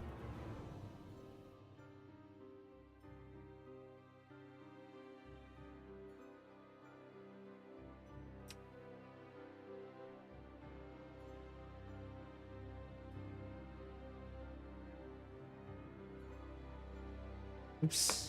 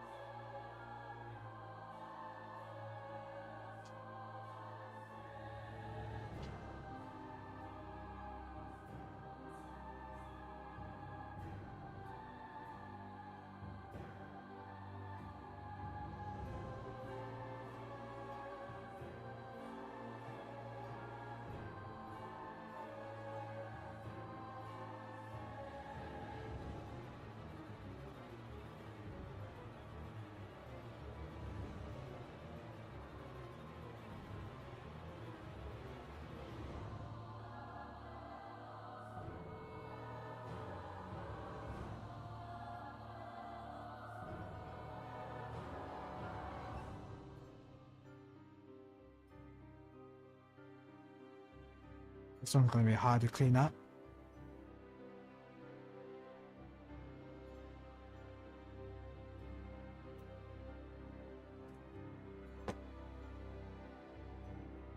Okay.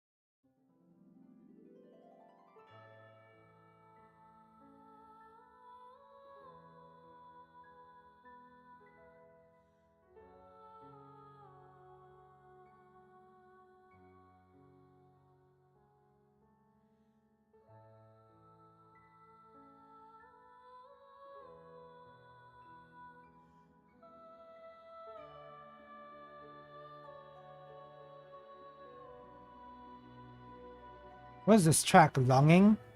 Is this like a credits theme? I feels like it kind of feels like it would fit in Valkyrie profile.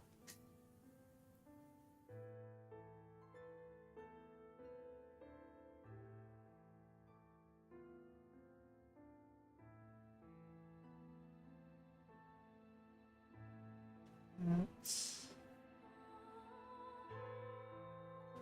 do that. And I assume we have to slot it in to the shell there.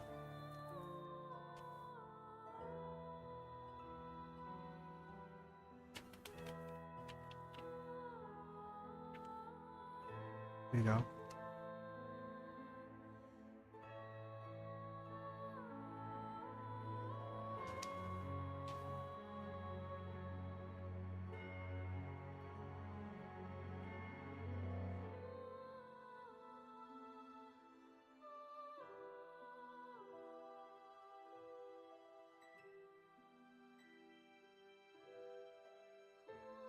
Okay.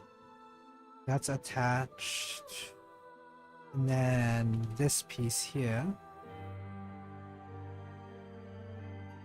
I love how they put the most effort into the plastic quality into the mask of the mech. That's good. That's what I would want. That's exactly what I want. Rank control in S-Doge is hard. I'd imagine that'd be pretty hard.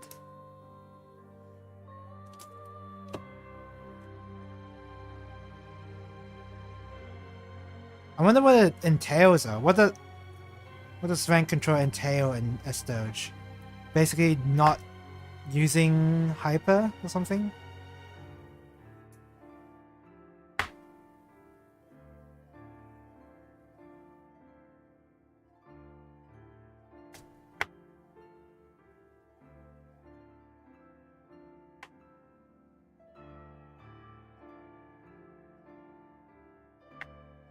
Basically not scoring as high.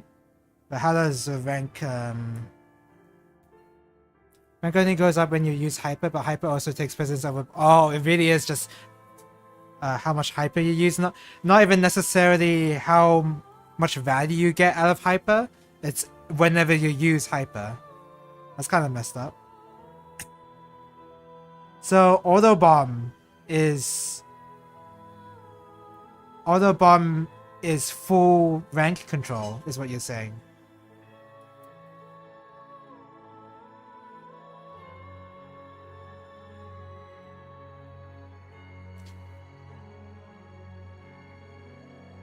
It's kind of crazy it goes up by number of hypers you use and not how much value or score you got out of using hyper.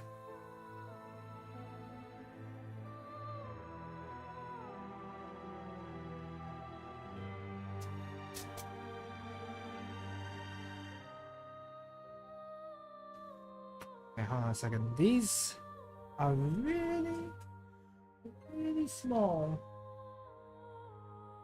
What if you saw my face there?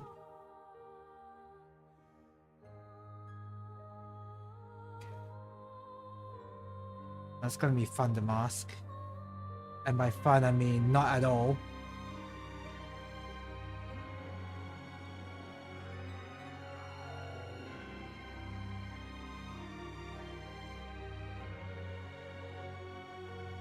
Okay, and then we'll put that on. And look at that. Oh! Took out one of its eye.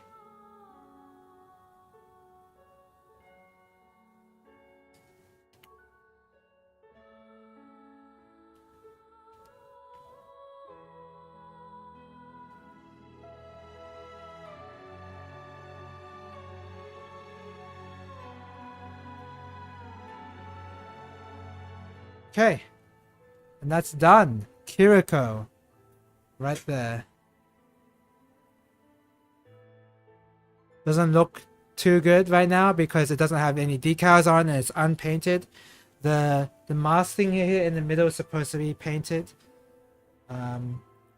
As well as a couple of things supposed to be here. A couple of things here are supposed to be painted as well.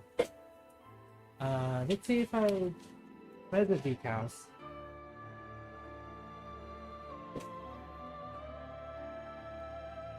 Yeah, they don't even have stickers for painting, for coloring this. Because this is supposed to be grey, and that's like a grey tubing and like a lighter grey visor here, but it's all orange here. Manual bomb is +3 rank and auto bomb is only -1 and goes up based on your hyper level. Oh. That, yeah, bomb is tied to your hyper. That sounds messed up. Anyway, yeah, that's Chirico right there. This is what it's supposed to look like. If you look on this image here, it's supposed to be of that color. Oh, it's actually the opposite. This is a darker gray than the oxygen tank. It's an oxygen tank, by the way. It looks silly on the bean, but on the character, it looks fine. Because the character is just a regular human. Yeah, this is what it's supposed to look like. Right there.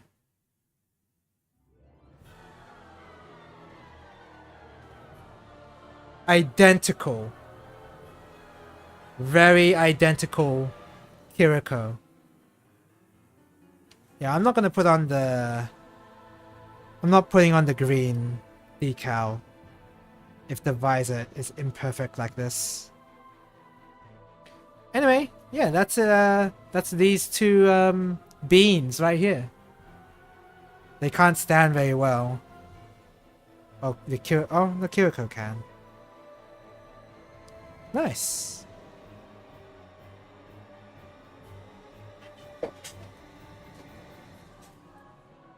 Let's check it. Looks like the rest of the kit are spares. So I think I'll just trash the rest of these runners. Most of this stuff, because I don't think I'll need them. But yeah, cool. How long have I streamed for? 2 hours. Okay, yeah. I did want this to be a short stream. I did. And a short stream I did get. I could continue building a gunpla right now, because this is what I'm currently building, but I'm not gonna stream it on... I'm not gonna stream it, but this is what I'm currently building. This is a 00 Gundam 7 Sword G. Now you may be wondering, wait, don't you already have an MG version of 7 Sword? And yes, I do, but this is the HG version. So I was amazed to see this kit in Shin Tokyo. I was very amazed, so I got one last year, I think. And I just had to build one. So that's why I got it. And there's so many extra pieces, I don't actually know what to do with them. So extra pieces might be fun to use.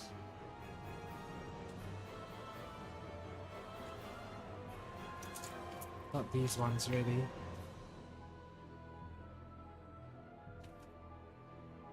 There's like extra foot pieces as well.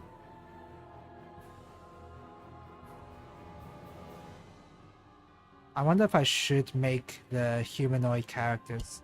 Problem with the humanoid characters is that they don't look anything like in the Votoms anime, so I don't really want to build them. But I kind of want to build them just so that I have painting practice models. But if that's the only reason why I'm building them, I kind of like... I've already lost the drive to even bother building them.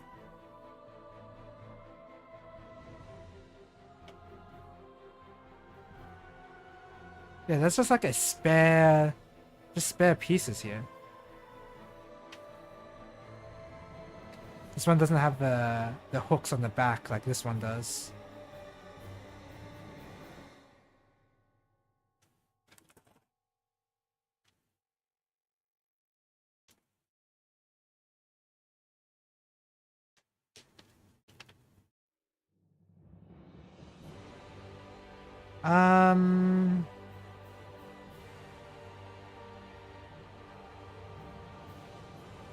Do I want to build the people?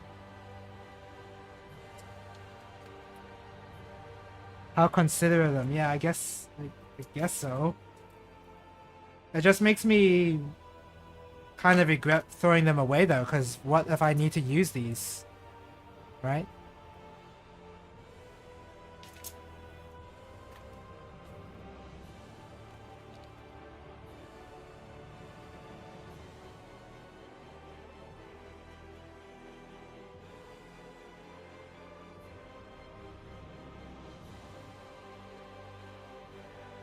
For whatever reason, the female human, the female human, the girl figure is the only one that has arms on the body.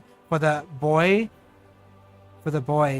figure, he has like this part here that doesn't have arms, and you have to glue on the arms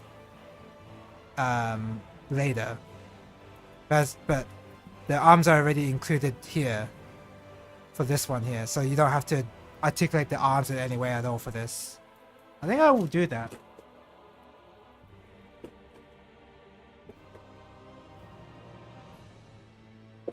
The less pieces I need to paint overall, the better. Because I don't want to have to attach multiple arms and do any nonsense like that.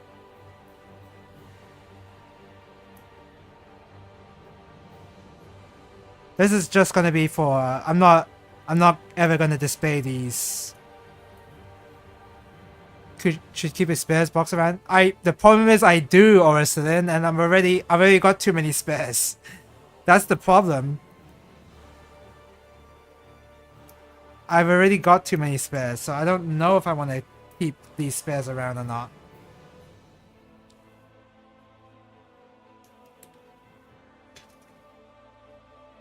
Like, maybe that piece I'll use, but I don't know how I'm going to use it.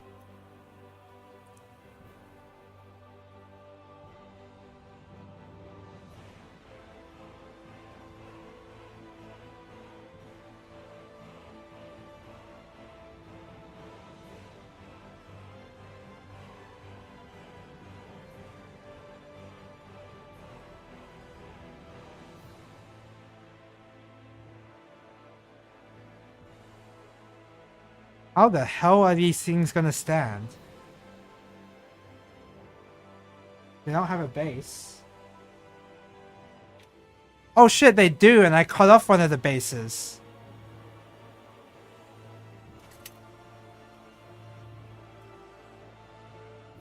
There's like a peg that I just cut off a bit for this girl.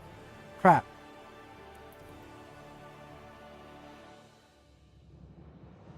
I cut off one of the pegs. I'm sure it'll be fine. If I have to, I'll just glue the girl on top of the base. It's fine. Melt them down to make a sculpture? Some acetone? That sounds dangerous. Well, I mean, I can definitely don't do it in my room, first of all. But I mean, maybe.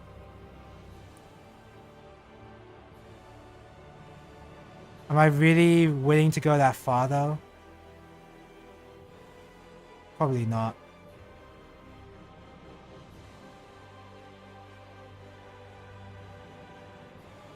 Sounds like a lot of work for an, just you don't need a very high concentration, right? Okay. I mean, maybe. I just don't know if it's worth the effort for like I'll use this maybe kind of deal. Is the thing.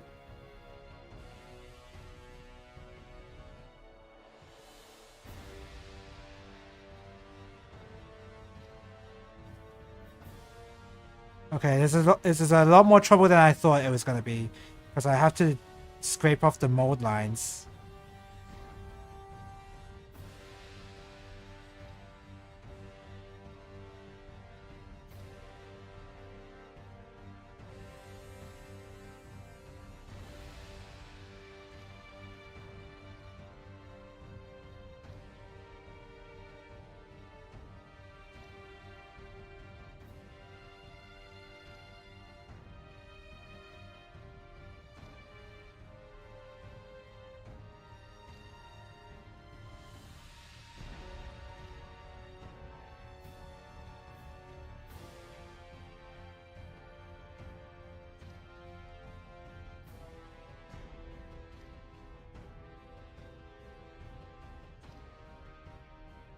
Write down some existing runner to repair, whatever. The plastic model repair glue is basically the same stuff.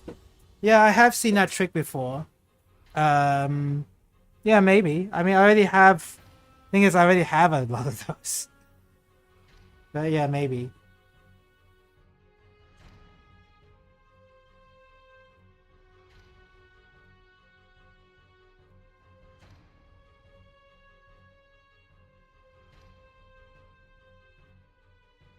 So you're not even seeing what I'm doing. I'm just like cleaning up this piece. It's a lot more effort than I thought it was gonna take.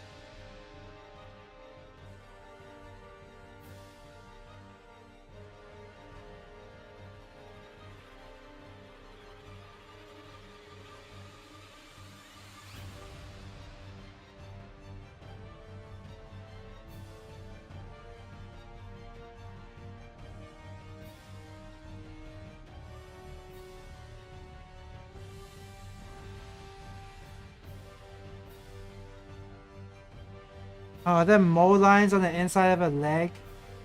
Kind of. Oh, whatever. I'm not gonna worry about those.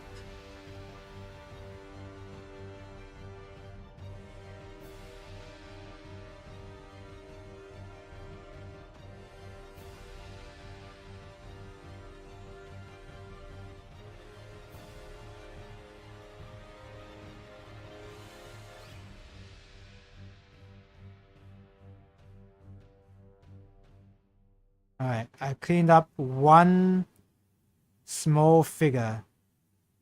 Removed the mold lines, or as much as I could anyway. But, that was a lot of effort for one thing. It looks pretty good though. Looks pretty good. Not that the camera would be able to catch it, but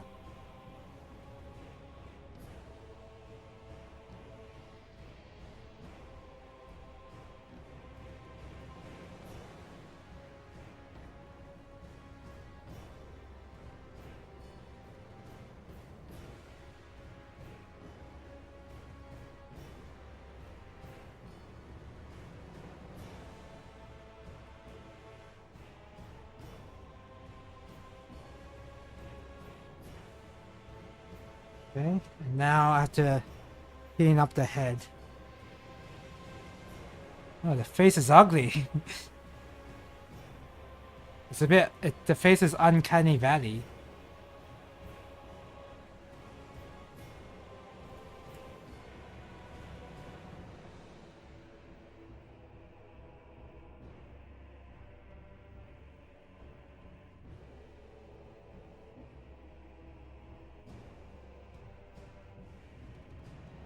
Don't worry too much about the mole lines here. In fact, I won't. No. No, I do care. The top of her head makes the mole lines. The mole lines on the top of her head are very obvious, so we want to clean them up.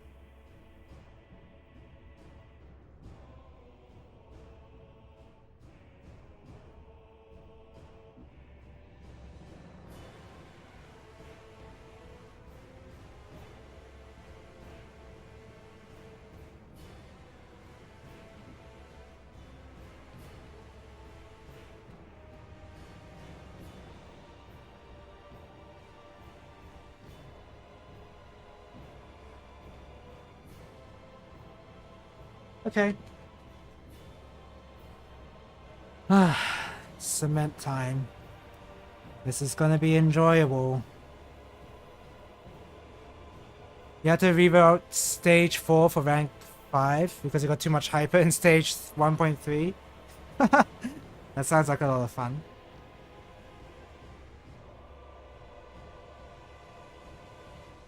Oh yeah, I love the smell of cement.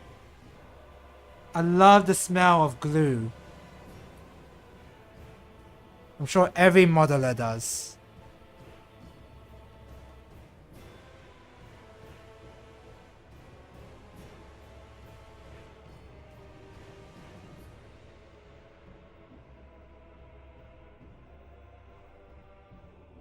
Oh shit!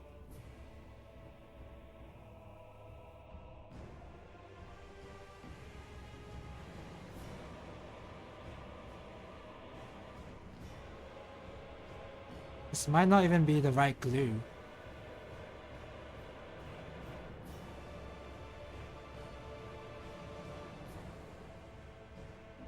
Also, there's not much contact. Oh, it's too late now. I didn't clean up the bottom part too much, so it's kind of... It's a noticeable gap. That's my fault.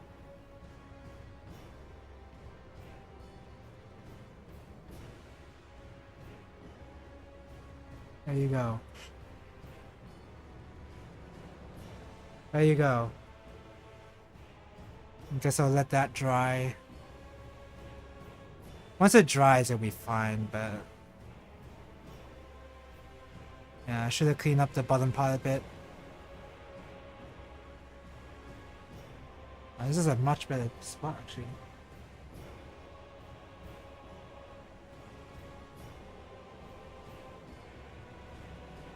A bit hunched, but that's fine. And then the pegs.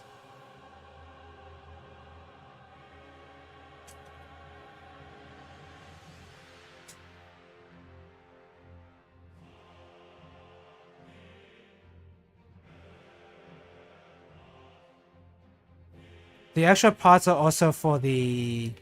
If you want to have like a character pilot the beans, then I totally skipped that part in the manual because I don't really want that, but if you want to have a boy inside pilot the bean, then that's what the extra parts are for.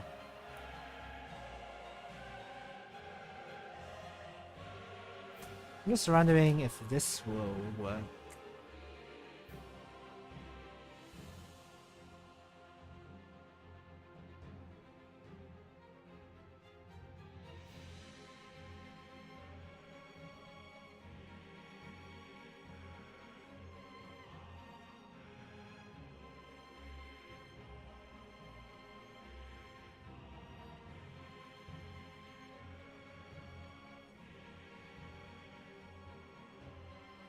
A little bit of levitation never hurt anybody. Man, I should not have cut off that peg. I didn't know! Oops. There you go. I guess I gotta clean up the green one now. As in stages 1 to 3, you pop hyper on stage 3 to gain score extends. Usually it's a level 8 hyper, but this time it's a level 9. Oh yeah, and the higher level hyper increases your rank.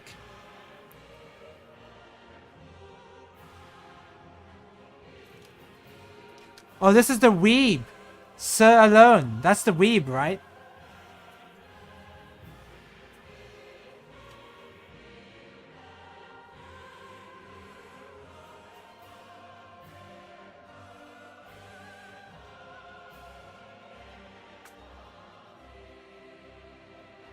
Level 9 is plus 5.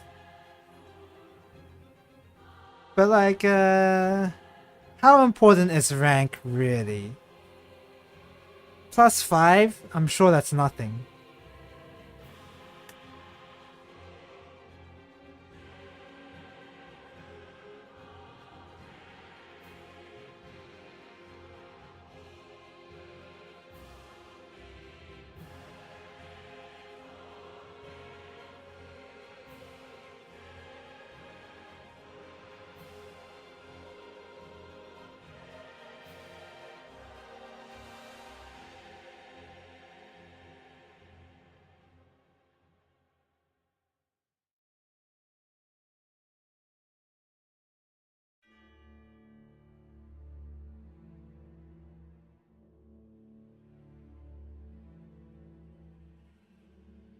It does go up to 50. Yeah, plus 5 is nothing.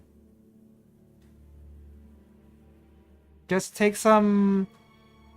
Just use some extra bombs after you use a hyper, because it's minus 3 every time you bomb, right? So you hyper, and then you immediately use up all your bombs. There you go. That is rank mitigation.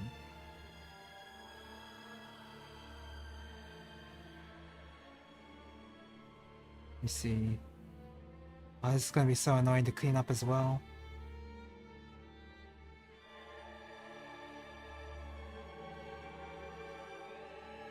Nearly cut myself again.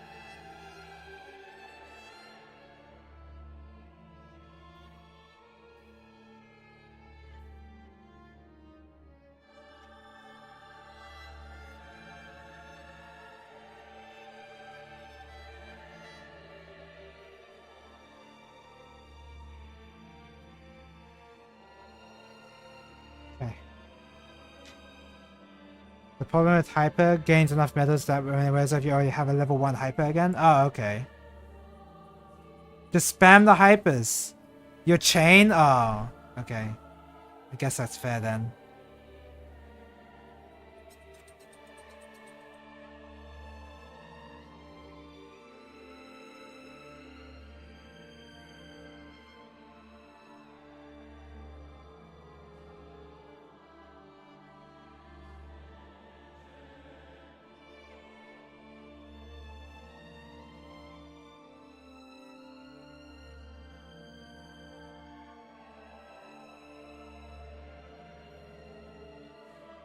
And it's so annoying to clean up every time. Trying to remove mold lines. Part of why I don't even want to build that many Warhammer. Because of this process right here. I don't want to do it.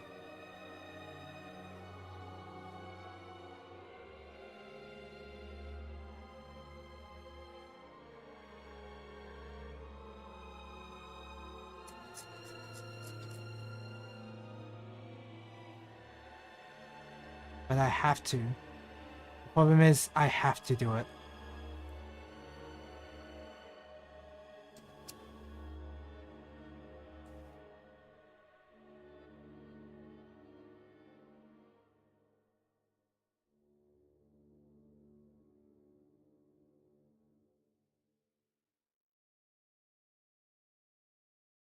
Hyper recharging is only a good thing, but not a stage 3 novice, while also wanting the score extends with rank control in mind anyway. Just go max rank. I don't see what the problem is. I don't know. That sounds a little hard.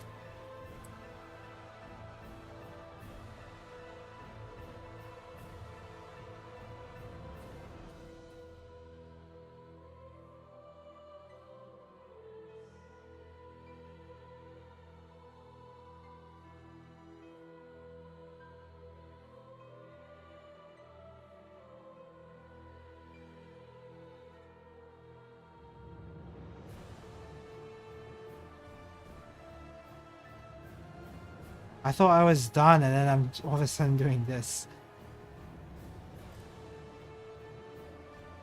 I should have just done it to the bean at this point.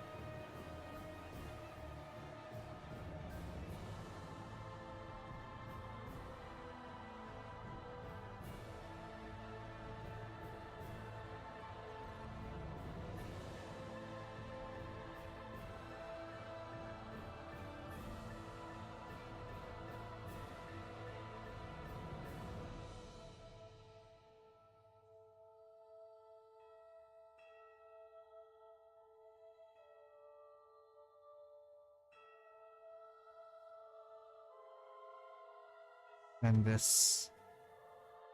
What SO on max rank looks like? I wonder if max rank is required to reach TLB. Probably is.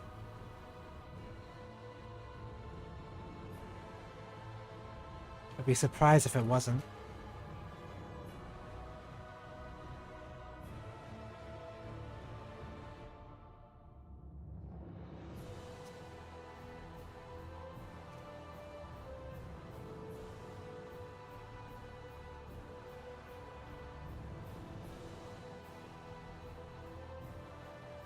I could believe this is by Motoi Sakuraba.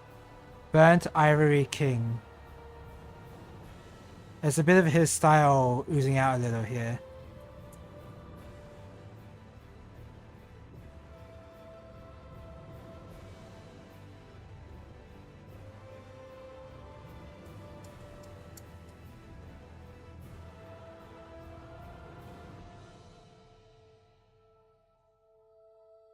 No rank requirement for TLB? Huh. Okay. It's required to be on expert. Something like that, right?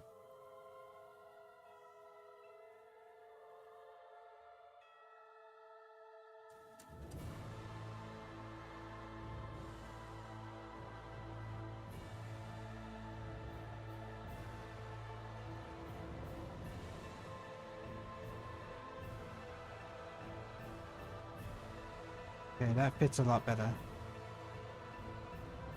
The other requirements are strict enough anyway, yeah. That is true.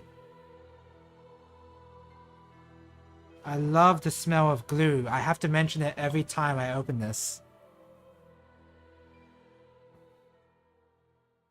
Man, that's gonna be... If I ever get the sesame dango bun, that... My room is gonna be filled with the glue smell. That's gonna be a lot of fun.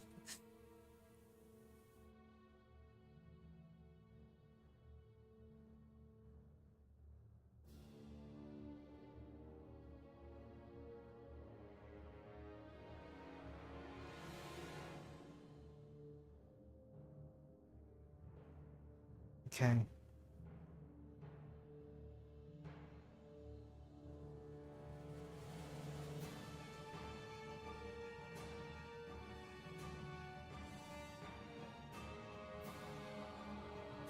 There you go. 2 girls done. With that sort of bases there. Oh wait, are these the bases? Oh, these are the bases. Hold on.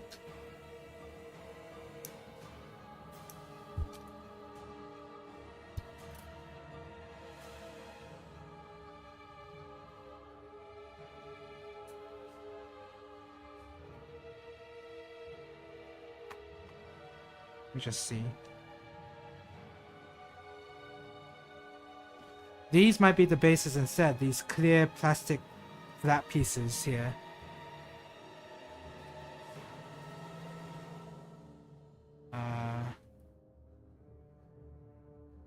Kind of.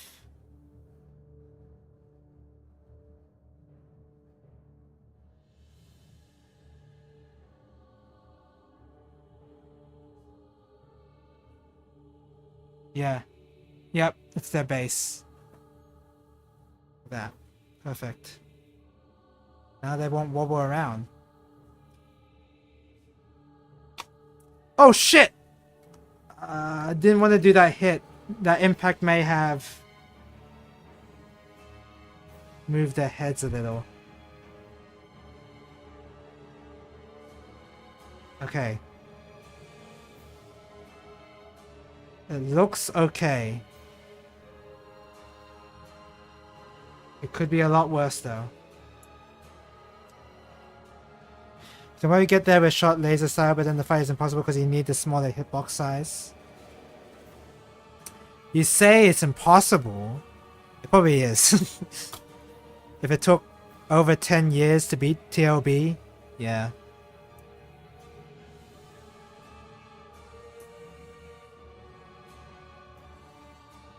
Well, actually, isn't it? It's not beating TLB that is like the act of beating TLB wasn't the amazing part. It's doing it in the middle of a run, right? Because I think James managed to beat TLB in practice, for example, but TLB you have to beat TLB in an actual run for it to count.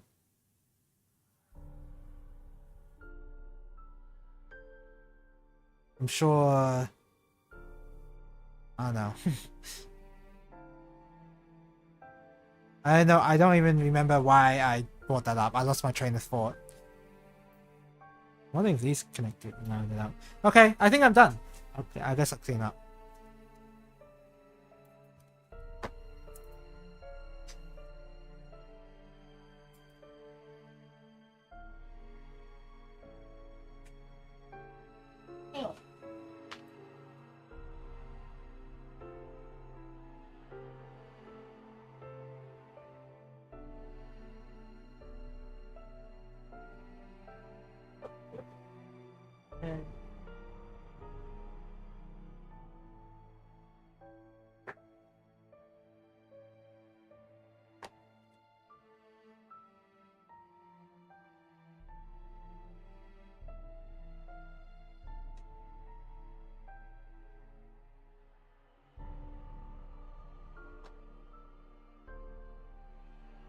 There you go.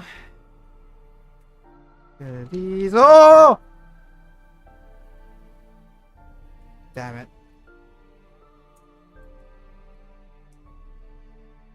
Well, whatever. It's like near the end of the stream, it's fine.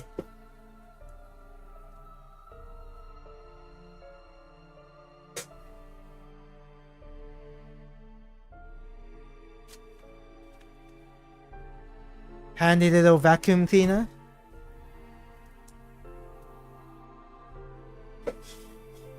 Very low strength, but you don't need high strength. I don't think.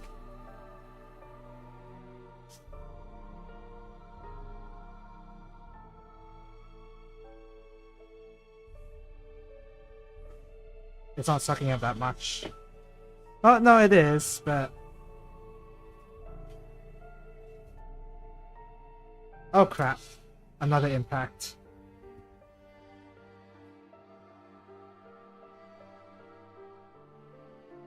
Okay.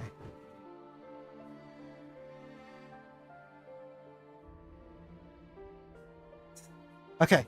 I think that's going to be it for today. I managed to build the entire model kit, the MechatroWeGo Votoms crossover. But I'm holding them by the head for whatever reason. And those are the results right there. In fact, I can just do this.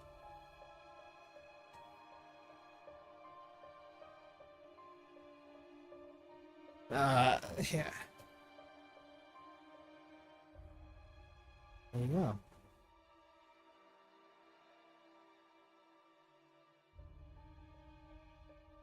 Don't worry about that mech.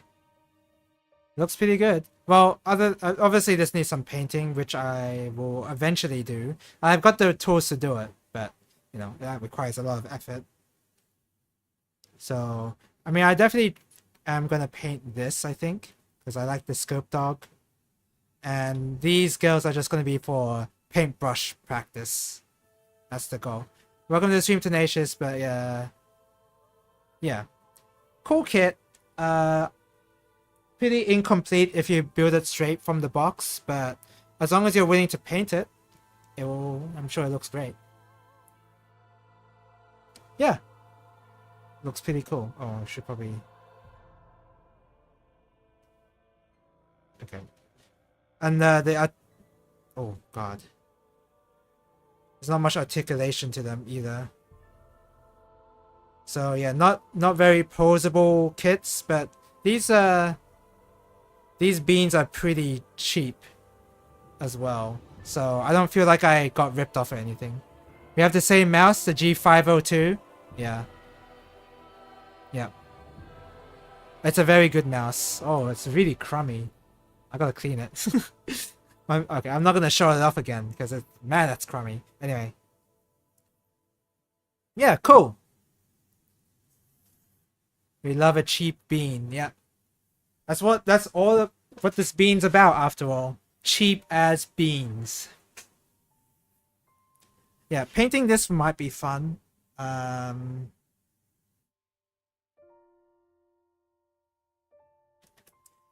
Thing is, I'm going to be painting it in the same colors as this. Whereas this one will...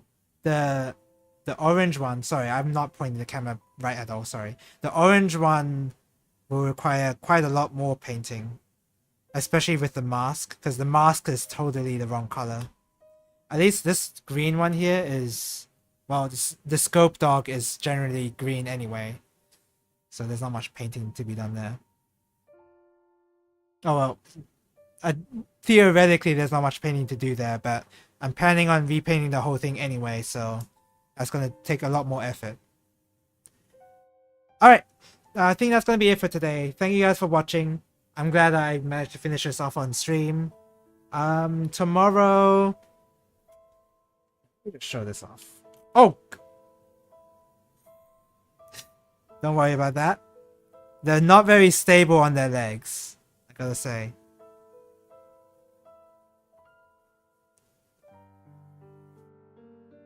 Spot the odd one out. Anyway, yeah, tomorrow is gonna be some more Valkyrie profile, I think. Tomorrow is Monday, isn't it? Yeah, has to be, because today's Sunday. So yeah, that's the plan. You continue your journey. Have a good day. Have a good day to you, Tenacious. Thanks for checking out the stream. I do appreciate that. Alright, thank you guys for watching. Bye-bye. Everyone else have a nice day. Bye-bye. Bye-bye. Bye-bye.